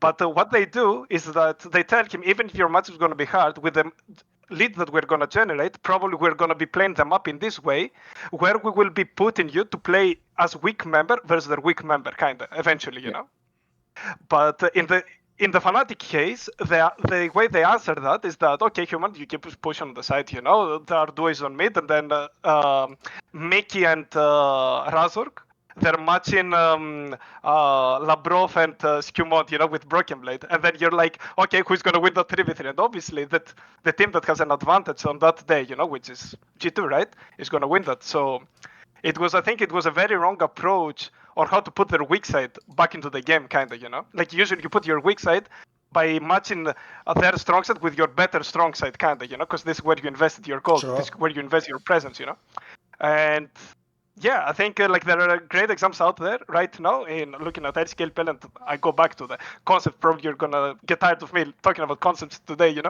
But this is where the lack of concepts that putting back the weak side into the game, that is a concept that is lackluster, kind of, And I think this is where Fnatic got exposed there. For example, they had a great concept of playing with the strong side, but they had a very bad idea about, okay, what we would do when our weak side is actually become super weak side, how we're going to put them back in the game, And I think, as you guys very well said, Oscarinin had a very good year, a very good season so far, but nobody was actually playing through top, if we think about it. Like maybe Casey could play through top, like could be, but still there it's a bit of a 1v1 featuring Yike and pathing to top. I'm getting a super gank there, and we won that, But G2 fundamentally put numbers there, and they're like, okay, PB is going to be the guy that on our first games is going to carry us probably in the series, And it is where Fnatic got exposed, So I think it's like some criticism should go to Oscarinin, but I don't think any criticism should go either to Razork or Humanoid, because I think they were doing very good job at generating lead. we could discuss about why Razor you willing to match with your weak side numbers. Like that's a thing you can criticize him about, But that's the pick. And the next step I would criticize why Fnatic, since they have been playing this style for a whole split now, why they're not ready when their top is gonna go very behind. Why they're not ready to answer properly on the map, Yep. And this is where I would put the blame there, Yeah. It's also, by the way, just nightmare fuel for the morale of Oscar. That, like, they ban your Gwen the first 2 games, then finally they open it. Like, oh, give me that. Like, one of his best champions, by the way. And then that's the game you just fucking get wrecked. Like, brilliant. Thanks. Like, no, I'm not really believing myself. Awesome. By the way, we can pivot here because my point, guess what? Yes, it is about Fnatic, but I phrased it this way, right? This will sound Enatron like the ultimate corpium because obviously I was a big Fnatic believer, upset fanboy. I want them to win this split. I do think they're the best, blah, blah, blah, blah, whatever. But here's the corpium, right? Believe it or not, I didn't learn my lesson from this series. I'm going to double down on Fnatic again. Here's why. Because even though the way they lost was so unsatisfying, I would struggle to fight. Like, here's the difference. I'll contrast them with Karmine Corp. When Karmine Corp gets behind and has those epic team fights that they either win the game or it's close, that feels cool, though, because it's like you're in danger in a like hot action movie, and at the end you're fighting your way out of it. It's like, maybe you make it. It's way worse to do the other one and be the one that's leading. Like, essentially, Fnatic are the James Bond villain.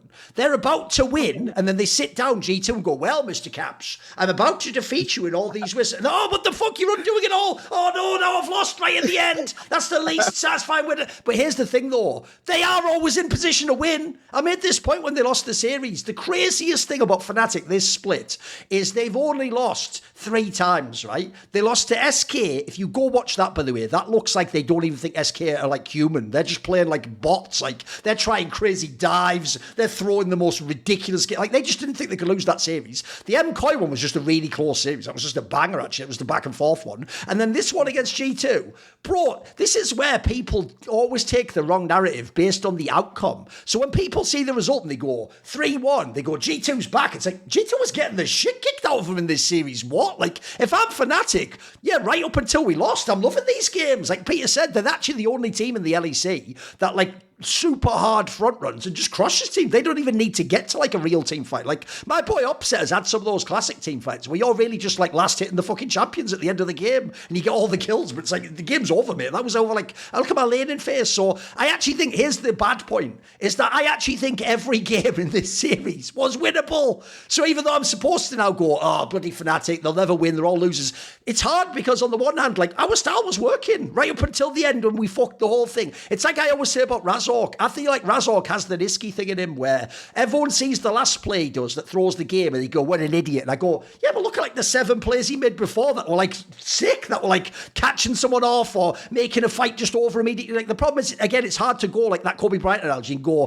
Razork, don't try like risky plays, mate. Like, that's his whole fucking style. That's what makes him a demon in like the first 20 minutes of the game. So give me some Enatron. You're gonna have to talk me off the ledge here, bro, because I'm doubling down. If I watch that series, I can't be out of Fnatic. Now they actually almost. By the way, so far they've come the closest to beating G2 for my money.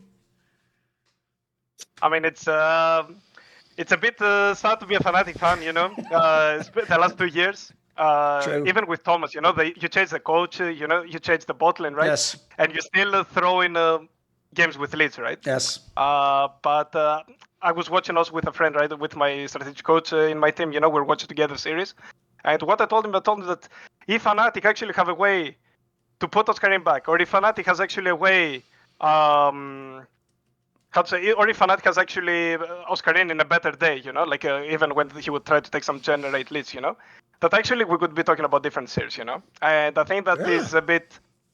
To look back, if actually we're going to have a rematch of G2 Fnatic, of course we need to see what Fnatic's going to do on the other bracket, right? On the lower bracket, but yeah, I think that Fnatic is still there, and I just think it's for them, as Peter said before, they need to watch the series versus G2 and say what did they do better and how we need to answer to them properly, Yes. So, yeah. Basically, Peter, prequel meme, I'm like Anakin in that second movie where it's like, I'm a slow learner. It's like, that's just me with Fnatic. I'm refused to give up, mate. Listen, I'm addicted to those Mickey X and Razork engages, mate. Even when they go badly, it's like, roll it back, do it again, try it again. Good work this time. I mean, like, oh man, the one time when I want to support Fnatic and then this the series. Of course. Holy moly, like, I mean, look, what I will say, okay. Oh dear, okay. Firstly, let's say Mickey had a pretty decent series, and I thought that he was better than Lvov this series. Okay, that's a good. That's a good thing. That's a start. That's a start. Yeah. What other blood can I get out of the stone? I mean, like,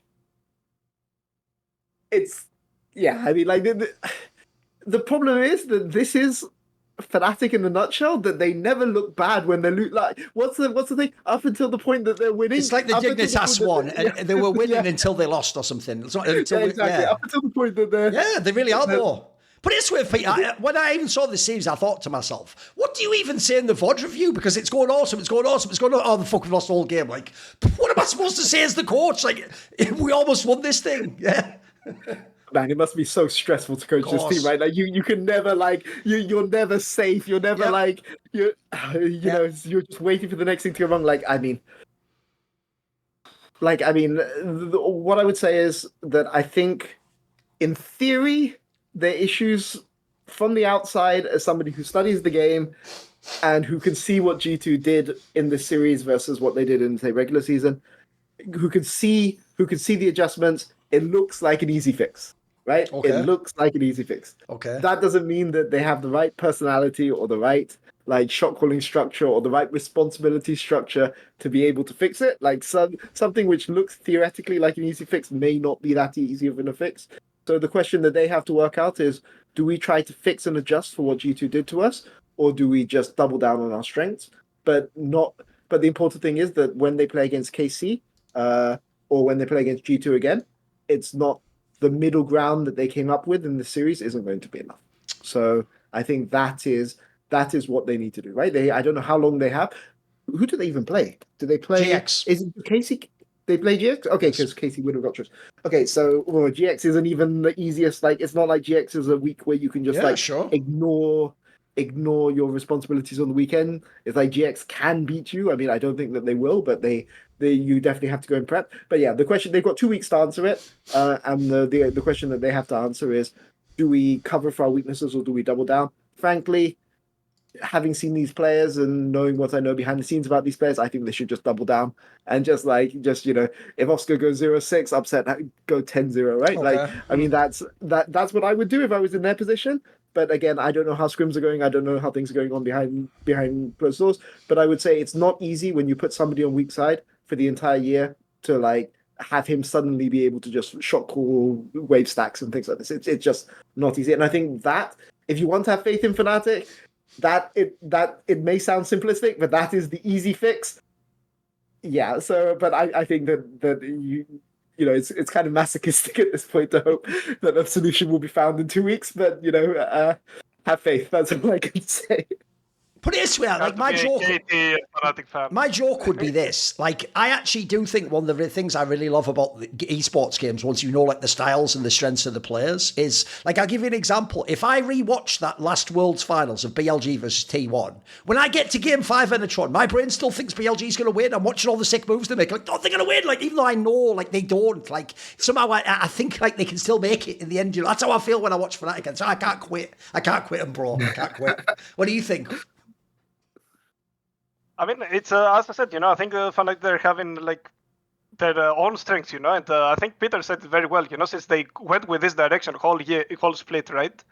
Now it's up to them, like if Oscarinin goes 0-6, then Upset needs to go 10-0, they need to make sure that the other side is going to be very strong, And I think 2 weeks is a very little, or maybe 1 week, right? When I didn't check the schedule, I don't know when they play their Giants, their GX.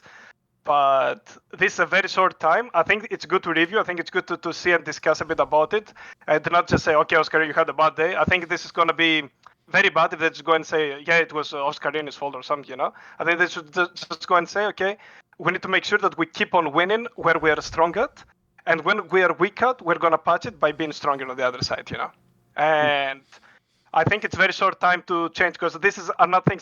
Because these players are veterans. These players have been playing this style for so many years. Like looking at Human, looking at Upset, right? Oh, sure.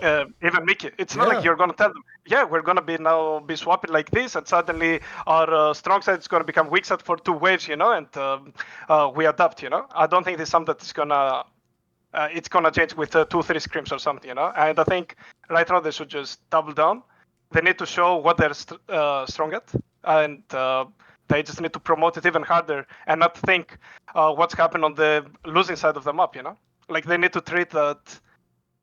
It's like scales, right? Like if it goes like this, it should go Yes. up, and they should continue like this. In my opinion, this is the direction they got all split now. Right, if we'll do the last segment now, what is your ugly point going to be, Enatron? And since we have been talking a bit about Fnatic, right? I think my next point has to do a bit. I chose again a bit more generic a bit, but still it's playoffs related. It has to do that the bottom seed teams in playoffs beating the higher seed teams is a bit concerning for EU going into international events. Okay. And I want to elaborate a bit more on this. This has to do a bit with the team identities that the top teams have decided to move on, going to playoffs. And I think this is a build-up from my good point, my bad point, the ugly point. It's like an essay, write an essay here. So G2 created a plethora of concepts and a plethora of different team identities. And this is good for going into international, right? But then we're watching like the top two teams, which was Fnatic and KC, right? Still trying to play the same way they played whole split.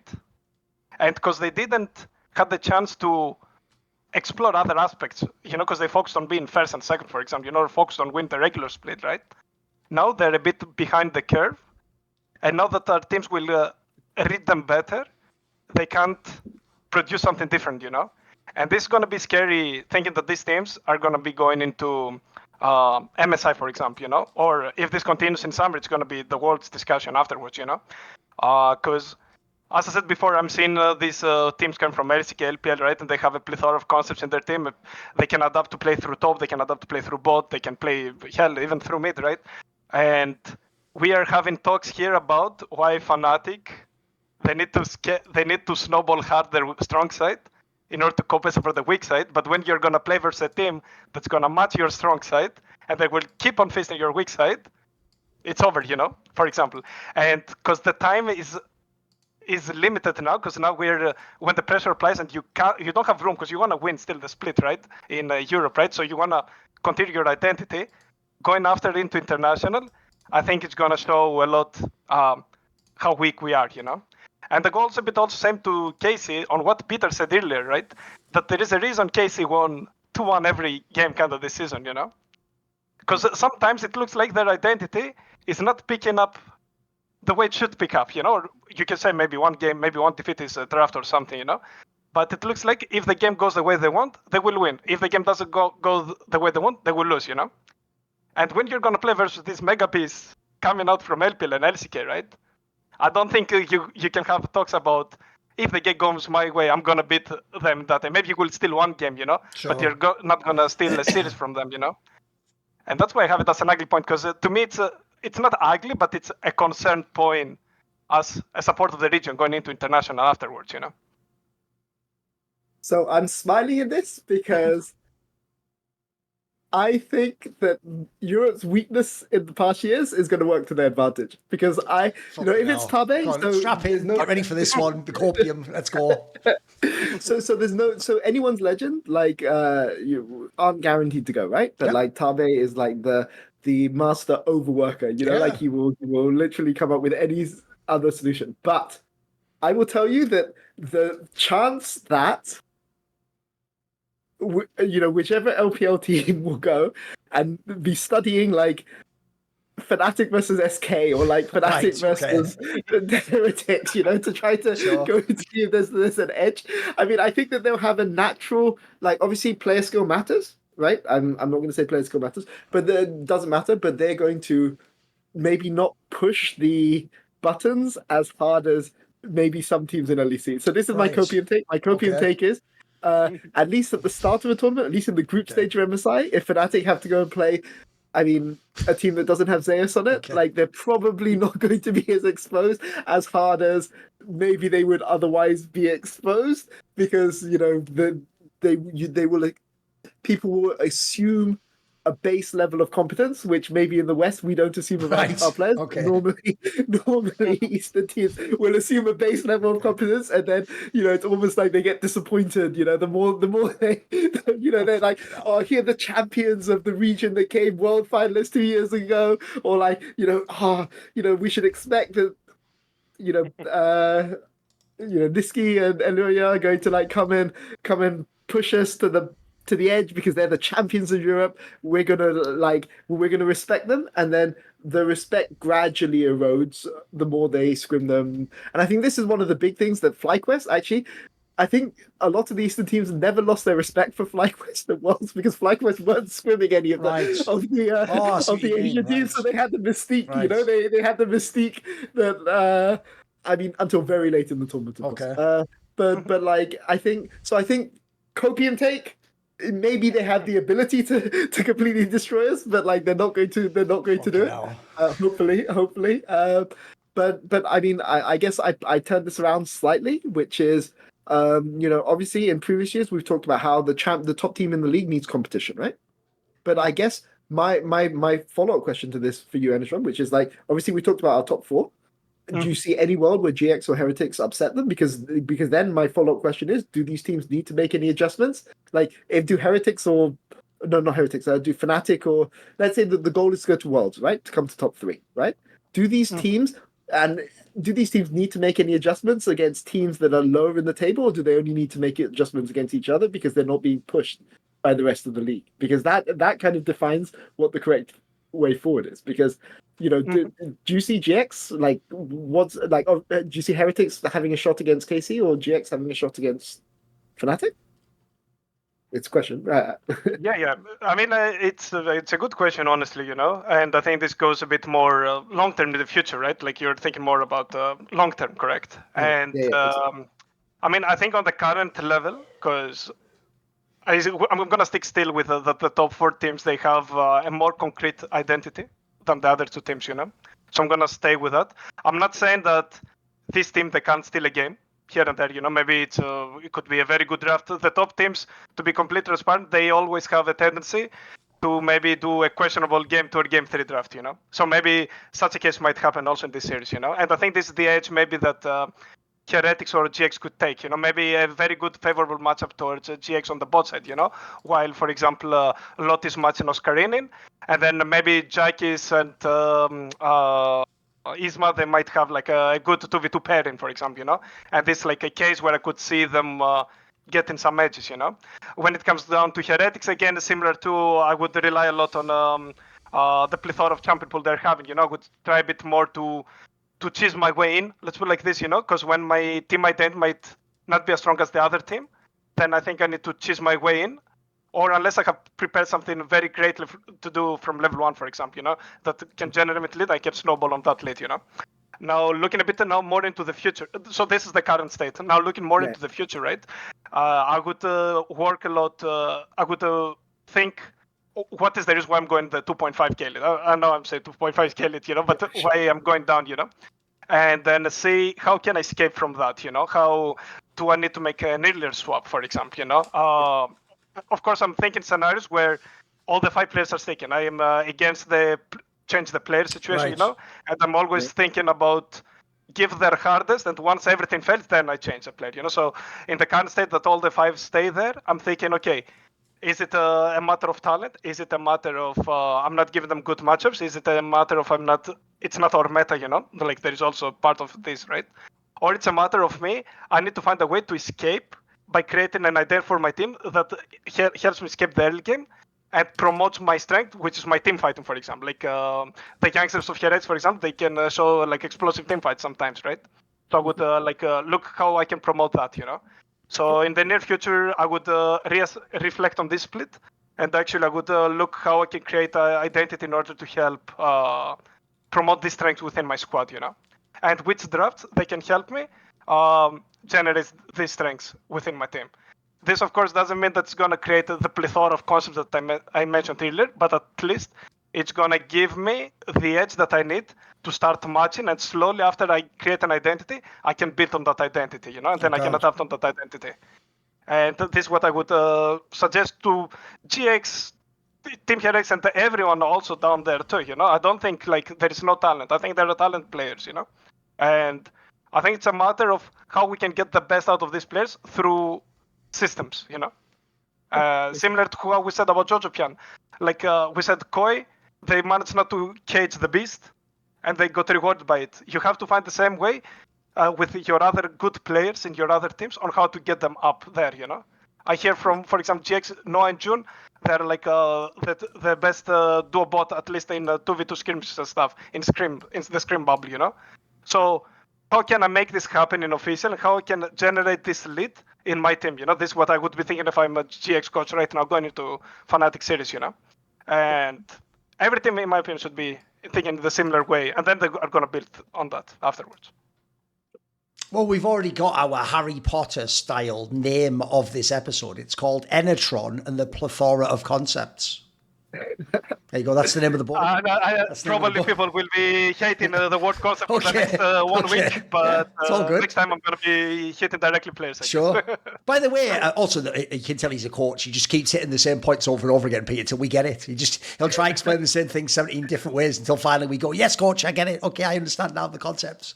Right? No, I would say I'm leaning more towards the Enatron side here, Peter, because here's the difference. I actually am worried as well. I mean, I told you, this is already something I was sort of looking at with KC, with how good they were win those team fights, but I'm like, how would you ever get to that team fight though? Like if a Rex is pushing you to the brink, what are you going to do when TS lanes are all fucking just smurfing? Like it's going to be really hard. And also, spoiler, people like Tarzan, I know he hasn't internationally done it very often, but if you see that guy domestically, he's a demon, mate. He's controlled the whole game. If you have a hard time against the Inspireds of the world, good luck fucking beating that guy. So the problem is, when I look at the top teams, maybe I'll give G2 a break because a lot of it looks like it was player performance. If I look at Carmine Corp, Fnatic and Koi, the blueprint to beat them's there. It's been showed by the other top teams, unfortunately. So I'm sort of on the Enatron side. Your copium is mad, Peter, because even though it sort of makes sense, what you're essentially saying is, yeah, Thorin, the blueprint is there, but I'm just relying that like the people from TES won't ever get to the SK Fnatic series. They'll think that's a shit series. They won't actually go and watch Rex, Carmine Corp. They're not going to watch that VOD. Essentially, they have to actually think we're so below them. They don't even bother doing their research. And if they do, then we're okay. We'll catch them. But if they do, then it's like, oh, bloody hell, they actually did watch that GX versus G2 series. Damn it. They've got us now. Like that, I feel like if that's what we're relying on to win, we're in trouble, Peter. Like we're in trouble, mate. I mean, look, what I will say is that often people may laugh a lot about this, but let me put it this way: it's the same way that many European teams look at VCS teams. Right? Oh, sure. Is the way that from talking to LPL coaches, sure. Like my impression is that the way most LPL teams look at LEC teams is the same way that LEC teams look at VCS teams, right? Which is like, sure, they can hurt us, but like, are we really going to spend all of that time doing all of this? Like, they'll watch 3 series or 4. It's not like they're not doing any work, right? But it's more like it's a case of, we know the. You are sort of right. Put it this way: they're going to watch the final in the upper bracket. They're not really going to watch SK versus Fnatic. You are right on that one, Peter. That's the most unlikely series for them to watch. True. Unless you're like Tade, who's like a psychopath in this regard, like a prep, like but yeah, I would say that it's more a case of if we just play our own game, we're going to be fine, and obviously that results in things like KC beating Top Esports at first stand, because obviously they just hadn't done their research properly, and maybe you could say Top Esports choke at internationals, but I think that it's the lack of familiarity they have with other teams and not doing their proper prep, right? Like, to me, it's a little bit choking, a little bit underperforming, but the way you deal with this is you just do more prep until like your players can't possibly fail to understand what this team can do to hurt you or to not hurt you, right? It's the uncertainty which often leads to the poor performances. And this is I've been on record for blaming Top Esports prep for international competitions for forever, right? But what I would say is that the question is, what is the incentive to improve? And maybe because there's a top 4 this year, there's an incentive to improve because only 3 teams go to Worlds. Obviously, it would be better if team 5 to 7, to Heretics, GX, hopefully BDS. I saw BDS are doing tryouts for next split, and like Vitality in next split can threaten them more. But if you can get away with murder against your lower table teams, you trick yourself or it's very eaten. Okay, it's not guaranteed you're going to trick yourself, but it becomes very easy to trick yourself into thinking that these issues don't matter that much because, oh, we went 3-3 in scrims today against G2. How bad can it possibly be? Or sure, we dropped a game against Heretics when we had like a massive lead. You know, what is does it really matter that much? We still won our series 2-1. Like, you know, those things be creeping, right? Whether or not, like, if you're not a team that is like constantly going at 100%, if you are, again, this is one of the reasons why I give G2 a pass, right? Because they have people on that team and coaches on the team who are used to flipping the switch, right? Like this is the whole meme about G2, like not taking best of ones seriously and being upset, being surprised by lower table teams. So I believe that G2 can flip that switch. I believe that Caps can flip that switch. I do not believe that Vladdy can flip that switch yet. I believe maybe in 3 years, 2 years, 3 years he can. Mm-hmm. But for now, like, I think that maybe some of these top teams are behaving as if they can flip the switch when it remains to be shown that they can. Because, like, let's be clear, like KC won last split because they were 100% intensity, like had 5 people in the top 10 in solo queue, you know, for the entirety of the playoff runs, everyone grinding to their absolute limits. You know, so this is why I have more. This is why I don't give some teams this is why I don't give KC and Koi the benefit of the doubt that I give G2. Right. And to be honest, I didn't even give G2 the benefit of the doubt, and they surprised me as well. So let's see. Just in terms of whether GX can surprise. I mean, it's frustrating to me because I believe that GX have more chance of surprising KC than they do Fnatic, because what's Locke going to do? Is Locke going to put Oscar into the ground? No, he's not, right? Like, so they're going to have to play Fnatic on Fnatic's, like, you know, Fnatic have the upper ground, you know, in a prequel meme sort of thing, you know, like there's, I think it sucks for GX. I'm sure they would rather play Koi or KC or even G2, right? Like just for the meme. But yeah, it's going to be hard for both of us. I wish someone believed in me and had the optimism in my life that Peter Dun does for every team that's not good in fucking League of Legends. Because, bro, when I look at that bracket, all I'm thinking is, I hope fucking GX and Direct suck, so I get to see Carmi Corp as Fnatic. You're going like, but is there a way that Directs could win though? Imagine if they go like, fuck, you're off in Narnia for me, mate. I'm hoping they get 3-0'd and I get the match I want to see. None of these teams are going to MSI, mate. It'll be the end of the world if they fucking win these matches. If anything, the whole LEC mates will be thrown in the bin if they win the. In fact, the worst thing that could ever happen to LEC, Peter, would be GX and IRX win these games, and that's like brilliant. So turn out Carmi Corp Fnatic were the worst teams in the playoffs. Awesome. Our region is cooked. I mean, it's not impossible. I think it's impossible for Heretics to go to MSI. I could see a world where GX stumbled in the other teams. In that case, you are truly a visionary, Peter, on a level I didn't really appreciate before. I don't even know if Kyoto, under like a truth serum, would actually say that out loud. I don't even know if he still believes. But anyway, what is your ugly point, Peter? So my ugly point is I'm going to call myself out this week because frankly I got every single prediction wrong last weekend, which is that's impressive. Right? No, because we talked about Supa and Caps last week. We talked about Fnatic being able to beat G2, and I think we talked enough about predictions. But I think I'm going to talk a bit about the nature of analysis and predictions, right? Which is that, you know, as analysts, we can only see what's put in front of us. And sure, you can draw some parallels with what's happened in past splits and things like this.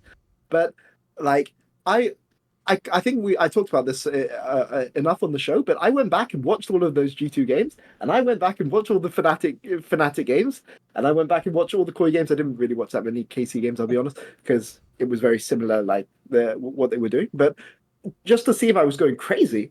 But like, I mean, it's funny because at this point, the Reddit analyst who is just going, G2 have that switch that they're just going to turn on in playoffs and Fnatic are going to choke because it's Fnatic against G2 is more right than I am in my analysis of this Fnatic versus G2. And that is, like, I don't know if humbling is the right word, but I don't know if I'm going like insane. Like, I mean, like this playoffs is concerning in some ways, but it's also like, I think there's this LEC split sure, we've had best of threes, but I think that there have been a lot of things, a lot of like mitigating things that we haven't maybe that are that when we look back on this split in 10 years from now, right? And we look at the history and we look at the all pro teams and things like this, right? Like the people aren't going to factor in, right? Firstly, first time this is best of three over the course of the split, which some teams have had issues with adapting with. Secondly, homestands, which I think massively impacted teams. But thirdly, best of fives. Like I think that there are some teams that were better prepared for best of five fearless than others. And I especially like G2, I give the most credit to because when I looked at their draft, like against Koi in the upper bracket final, I was like, okay, this is a team that understands fearless. This is a team that understands you don't need to beat the other team 3-0. You just have to accumulate resources over the course of and in this case, the resources, in my opinion, was targeting Jojo, but it was also a bit targeting targeting Alvaro for his champion pool, bleeding him out to the champions that he can play. And, so my roundabout thing to say is, analysis, we can only see what's put in front of us. But at the same time, when you're wrong, you have to go and look back at why you drew those conclusions. And the first thing I say is homestands, I think, had a pretty big impact on G2, as I mentioned earlier. But to raise it up for point for discussion, best of five fearless is a completely different ball game to like best of three fearless or best of ones. Like you as a coaching staff, like this is where you really get to shine. And if you don't have that experience or you don't have that expertise in best of five fearless, like it's just unlike anything you've ever seen. Because like in there are things that you have to like know. Swain, for instance, like Swain. Being able to pull out a Swain, firstly, you have to know that Swain is good. Secondly, Swain is not something you even prepare for in a single pick ban. It's something you're prepping for in your pick ban in game 1 and game 2, knowing that Swain is going to be my cheese pick in game 4 and game 5. And this is where you really see the coaching masterclasses. And we don't get exposed to this enough, I think. So long tangent, yeah, like bad analysis week. But is the ugly point. But the roundabout point about this is best of 5 prep for draft. I think is something that's going to make a lot of difference going into these best of 5s going forward. And yeah, we'll see who's got it, right? Take whatever you want from that, Enatron. You pick what to respond to. I mean, I'll just say that I'm a fan of analysis too, right? Like I like to see the numbers, I like to read the numbers, right? I'm not like very good at getting them, but I'm very good at reading them, I want to say, But having this fearless system is a bit harder to be taking the numbers into 100% consideration, What I would say before, though, so what I ended up doing this last 2 splits is I'm coaching this system, right? In the Fearless BO5 and the Fearless BO3s, right? Is that I'm trying to find identities, how they clash with each other. And this is how to judge who will win who probably, And then out of this, I'm trying to search 2 more things. I think you have a very good point about the coaches and the adaptability in the Fearless. I think it's very massive. I fell victim also myself, in the first split on the BO5 Fearless, to be fair, because I was thinking what we are strong at, and while I could think of that on the next game I'm going to be this side and I can pick the specific champions that we're strong at, and how about this game I deny their pool, I limit their pool, and this was something that I worked on myself also on the second split. I think every coach in the current situation should be thinking like this, that you are not only draft for your team, but you are drafting also in long term into the future. You might lose one game, but if you deny power picks for the game 2, for example, I think it's good.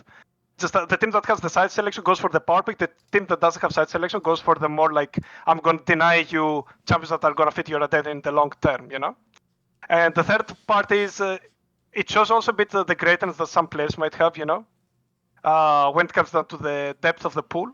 You mentioned very well the Jojo limited pool, kinda, right? And the Alvaro thing, but you also mentioned about Caps, right? That he's able to pick up a Hui. He's able, who knows what we're going to see by him. Maybe he plays a smolder mid, as AD option, But maybe we'll see Broken Blade pull out an Anivia into Rumble. You never know what he's going to do, Warwick into Ambessa, right? So I think coaches also, that they have this type of players, they're very more happy in the current system, So it's a bit harder to analyze this too. You have to take into consideration a bit of the players, even the player's solo queue account or the history as a player, about him having weird pocket picks. A great example was in my team, for example, we never picked Darius, for example. We never draft. We were not even having it in our list of champions. So suddenly enemy picked a top side that they had like a full melee champions, And we're like, oh, Darius looks good. My top lane says Darius looks good here. I win single-handedly the top side. And he said, like, take it. And then he got a player of the game because of that performance, We never practiced it. We never played it.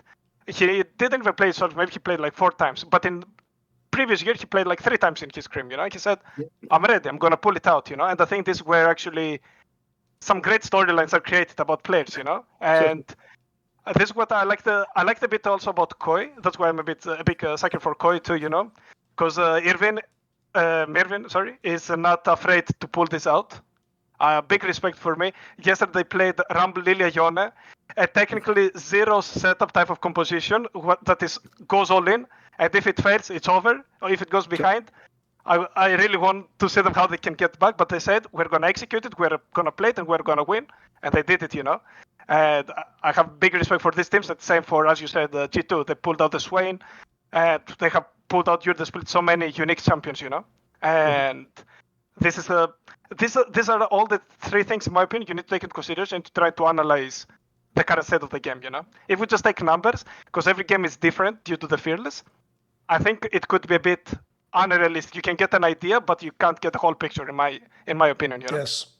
But here, so on the last thing he said there, I'll just like make a point on that'll explicate it a bit better. Basically, what he means is like, whereas in the old meta, people would play the same champions and the same core like comp picks, and they would build around that. Like if, for example, the numbers said like, oh, Oscarinin always at this point in the lane and gold, like, well, that won't apply in game 4 when he's playing some totally different lane that no one could prepare for because we didn't know what their failures would trade out. So that is a key point to say. I know what you mean. Like you can only look at the general trends, and you have to figure out what the picks they'll make. But also the points that Peter made I thought were quite interesting. This is one of the things I tried to tell people when they first brought Fearless in, which is everyone made it like it would just be universally good because it's like, oh, it'll be all crazy wacky picks. It's like, no, because what you'll actually get is eventually people will figure out, like the Jojo one's a great example. If you want to look at the Jojo G2 series, I think it was, like this is an example of what you can do tactically in the draft if you got a full 5 games potentially that you wouldn't think about and wouldn't apply, because essentially when you're in the BO3, you haven't got that crazy outside of the pools by the time you're at game 3. What Peter's talking about basically is I can basically take a gamble draft earlier in the series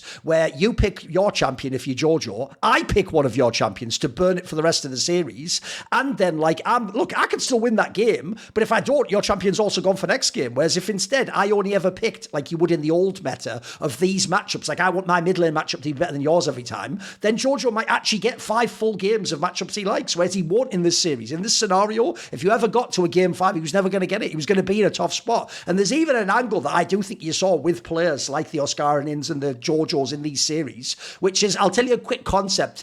Coaches all love to do this. So I'll bring it out. You know the classic coaching concepts that people love from the Sun Tzu's The Art of War, which is the most hacky thing of all time to reference because usually it doesn't apply. But this is a rare example where it does. There's a concept in The Art of War, I'm pretty sure I'm remembering the right book, where he says something like, when you have the enemy trapped, you should like provide them a way out, because then essentially you can know what they will do. If you completely trap them in, then they're just gonna have to like do something random, fight back at you, do a suicide mission basically. But if instead it's like you block them in but there's one exit, well then they're gonna just naturally feel the compulsion to move there. I think in draft you can also do that. Like you can make it where it's like, right, you've got your one champion left. Yeah, you have, but the problem is it's the only one left. It's obvious you're gonna have to pick it. I'm waiting for you, and now I'm gonna build the whole anti-comp. And so I actually think, to give it a call back, if you go back and look at some of those Kami top series I've talked about where they've picked the Draven, oh, I've no doubt in a lol scrim that no one gives a fuck about when no one's watching, yeah, maybe Killer's still carried. In some of the games I've seen on stage though, by the time he gets the Draven into the lot, it's like I look on the other team and they've got like 3 anti-Draven champions. It's like they knew that was coming, mate, and if you tried to pick it, they were waiting for it basically. And that was like,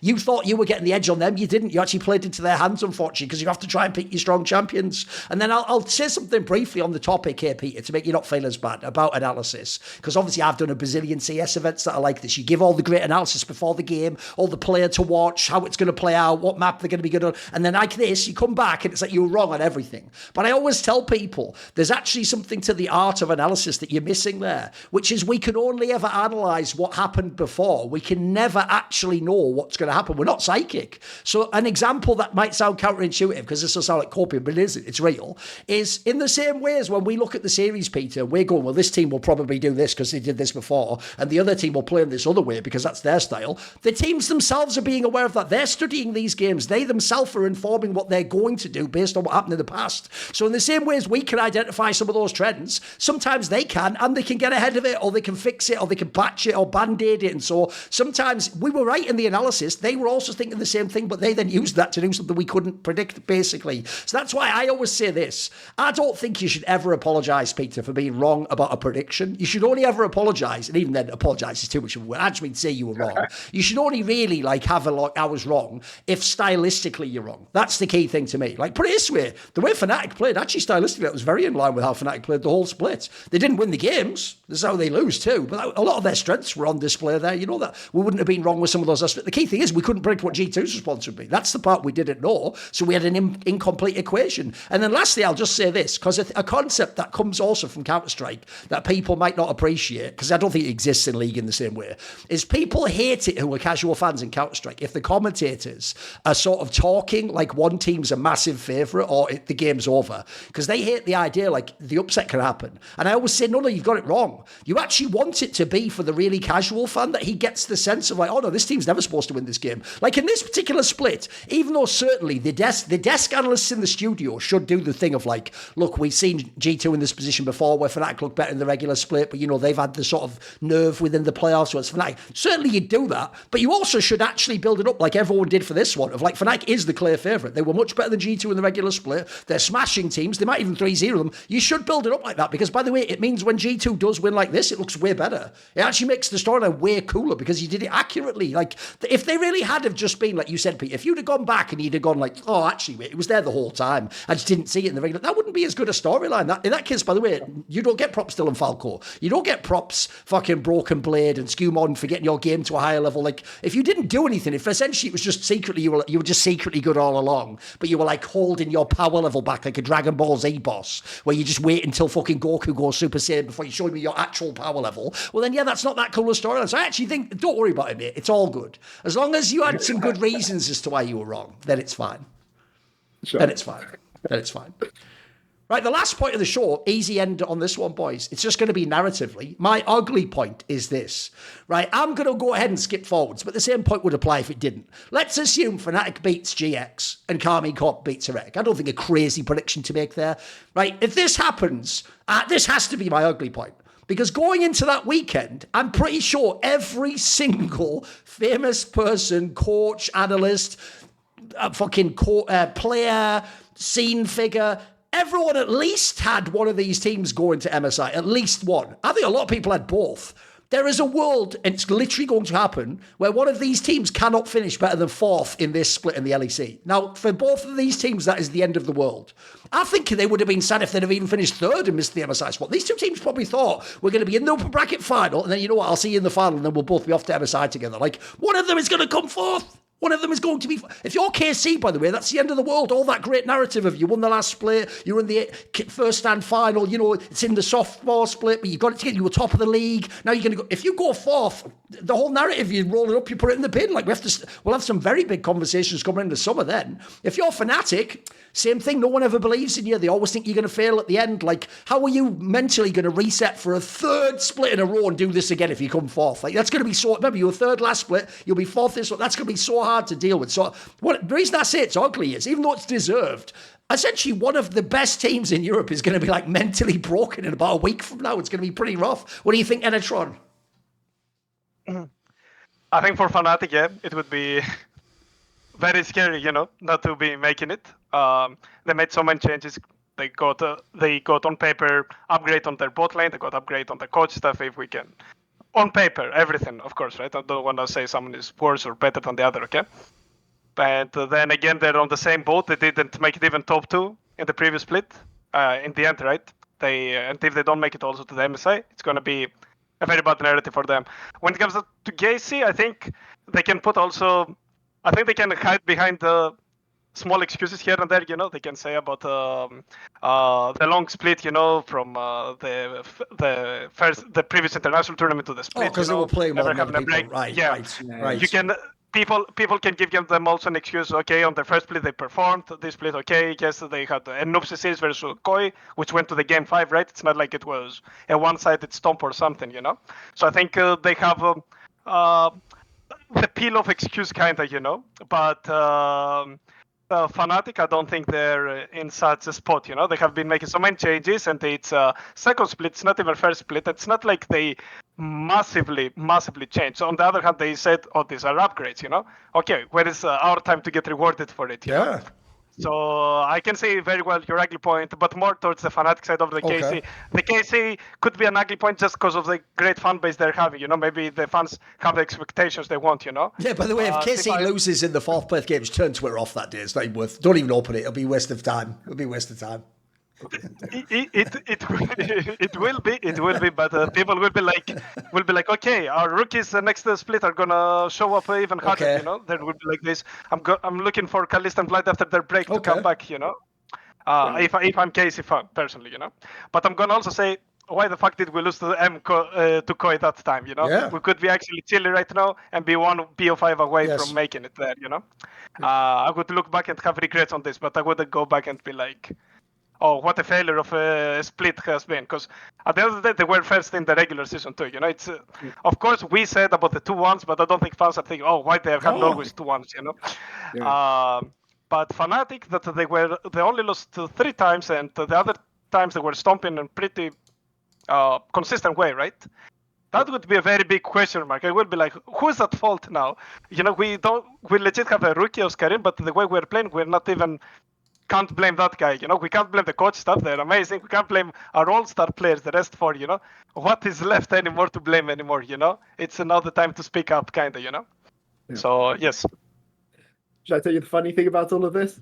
The game's on a Monday. They play Saturday. Saturday is Fnatic GX. Sunday is KCTH. Monday is the... Someone split ends on Monday. Yeah, someone split ends on Monday, Peter. That's wild. Somebody split ends on Monday, and the funny thing about all of this is, that you are likely to play if you're Fnatic, if you're Grabs or if you're Reha, there is a very high chance you're prepping for you're playing against this other team, but you can't put all of your time, especially Fnatic. Fnatic can't put all their time. So you even have to balance this, and knowing that you have to win back-to-back best of 5s within the space of 2 days or 3 days is going to add a lot of stress to this week of scrims. It's gonna to be a fly on the wall on either of these 2 teams this week is gonna be really fun. But this is why people make the big bucks, right? It's to show what you're worth in situations like this, and pray to God that they both manage to win, because we're not even entertaining the situation where one of them loses, but okay, yeah, that's even too much to think of. I don't even want to think about that, because I'm feeling secondhand, stress for those guys, right? But yeah, there is no, there is no way that you can escape this narratively. Fnatic, for all the reasons that you said, Enatron, but if KC, I've said at times in the past, I think they look a bit tired this split, because frankly they didn't have enough time to recover after first stand. First stand was really condensed into the split. I think there was a 2-week gap from the finals of first stand until the start of LEC, and then you have to travel back, you have time difference, so I give them some mitigating circumstances, but they got a week off because of home stands that other teams didn't get in the middle of the split. So now that excuse doesn't really fly now, whereas it may have for the first 4 weeks of the season it may have made sense. But the KC narrative, if they lose, is you didn't even play G2, you played Koi and Fnatic, and you lost both best of 5 series to your 2 major rivals, and the only best of 5 series you won is the Heretics, right? And that is pretty rough. It maybe if they had if they beat GX, maybe that would be another thing.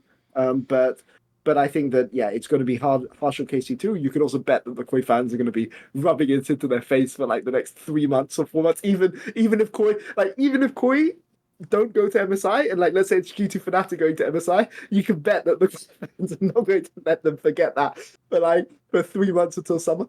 I think that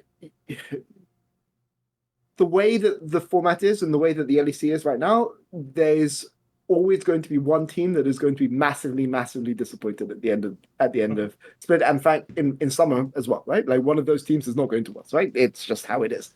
So I think that adds to the spiciness. It's amazing as somebody who is semi-neutral. I'm not completely neutral because obviously, like, I support my ex-players, but as neutral as I can realistically be, it makes me rub my hands in glee knowing that what they have on the line. But yeah, there's a lot on the line, and I love it. I love it. It's the good side of ugly. Let's say it's the good side.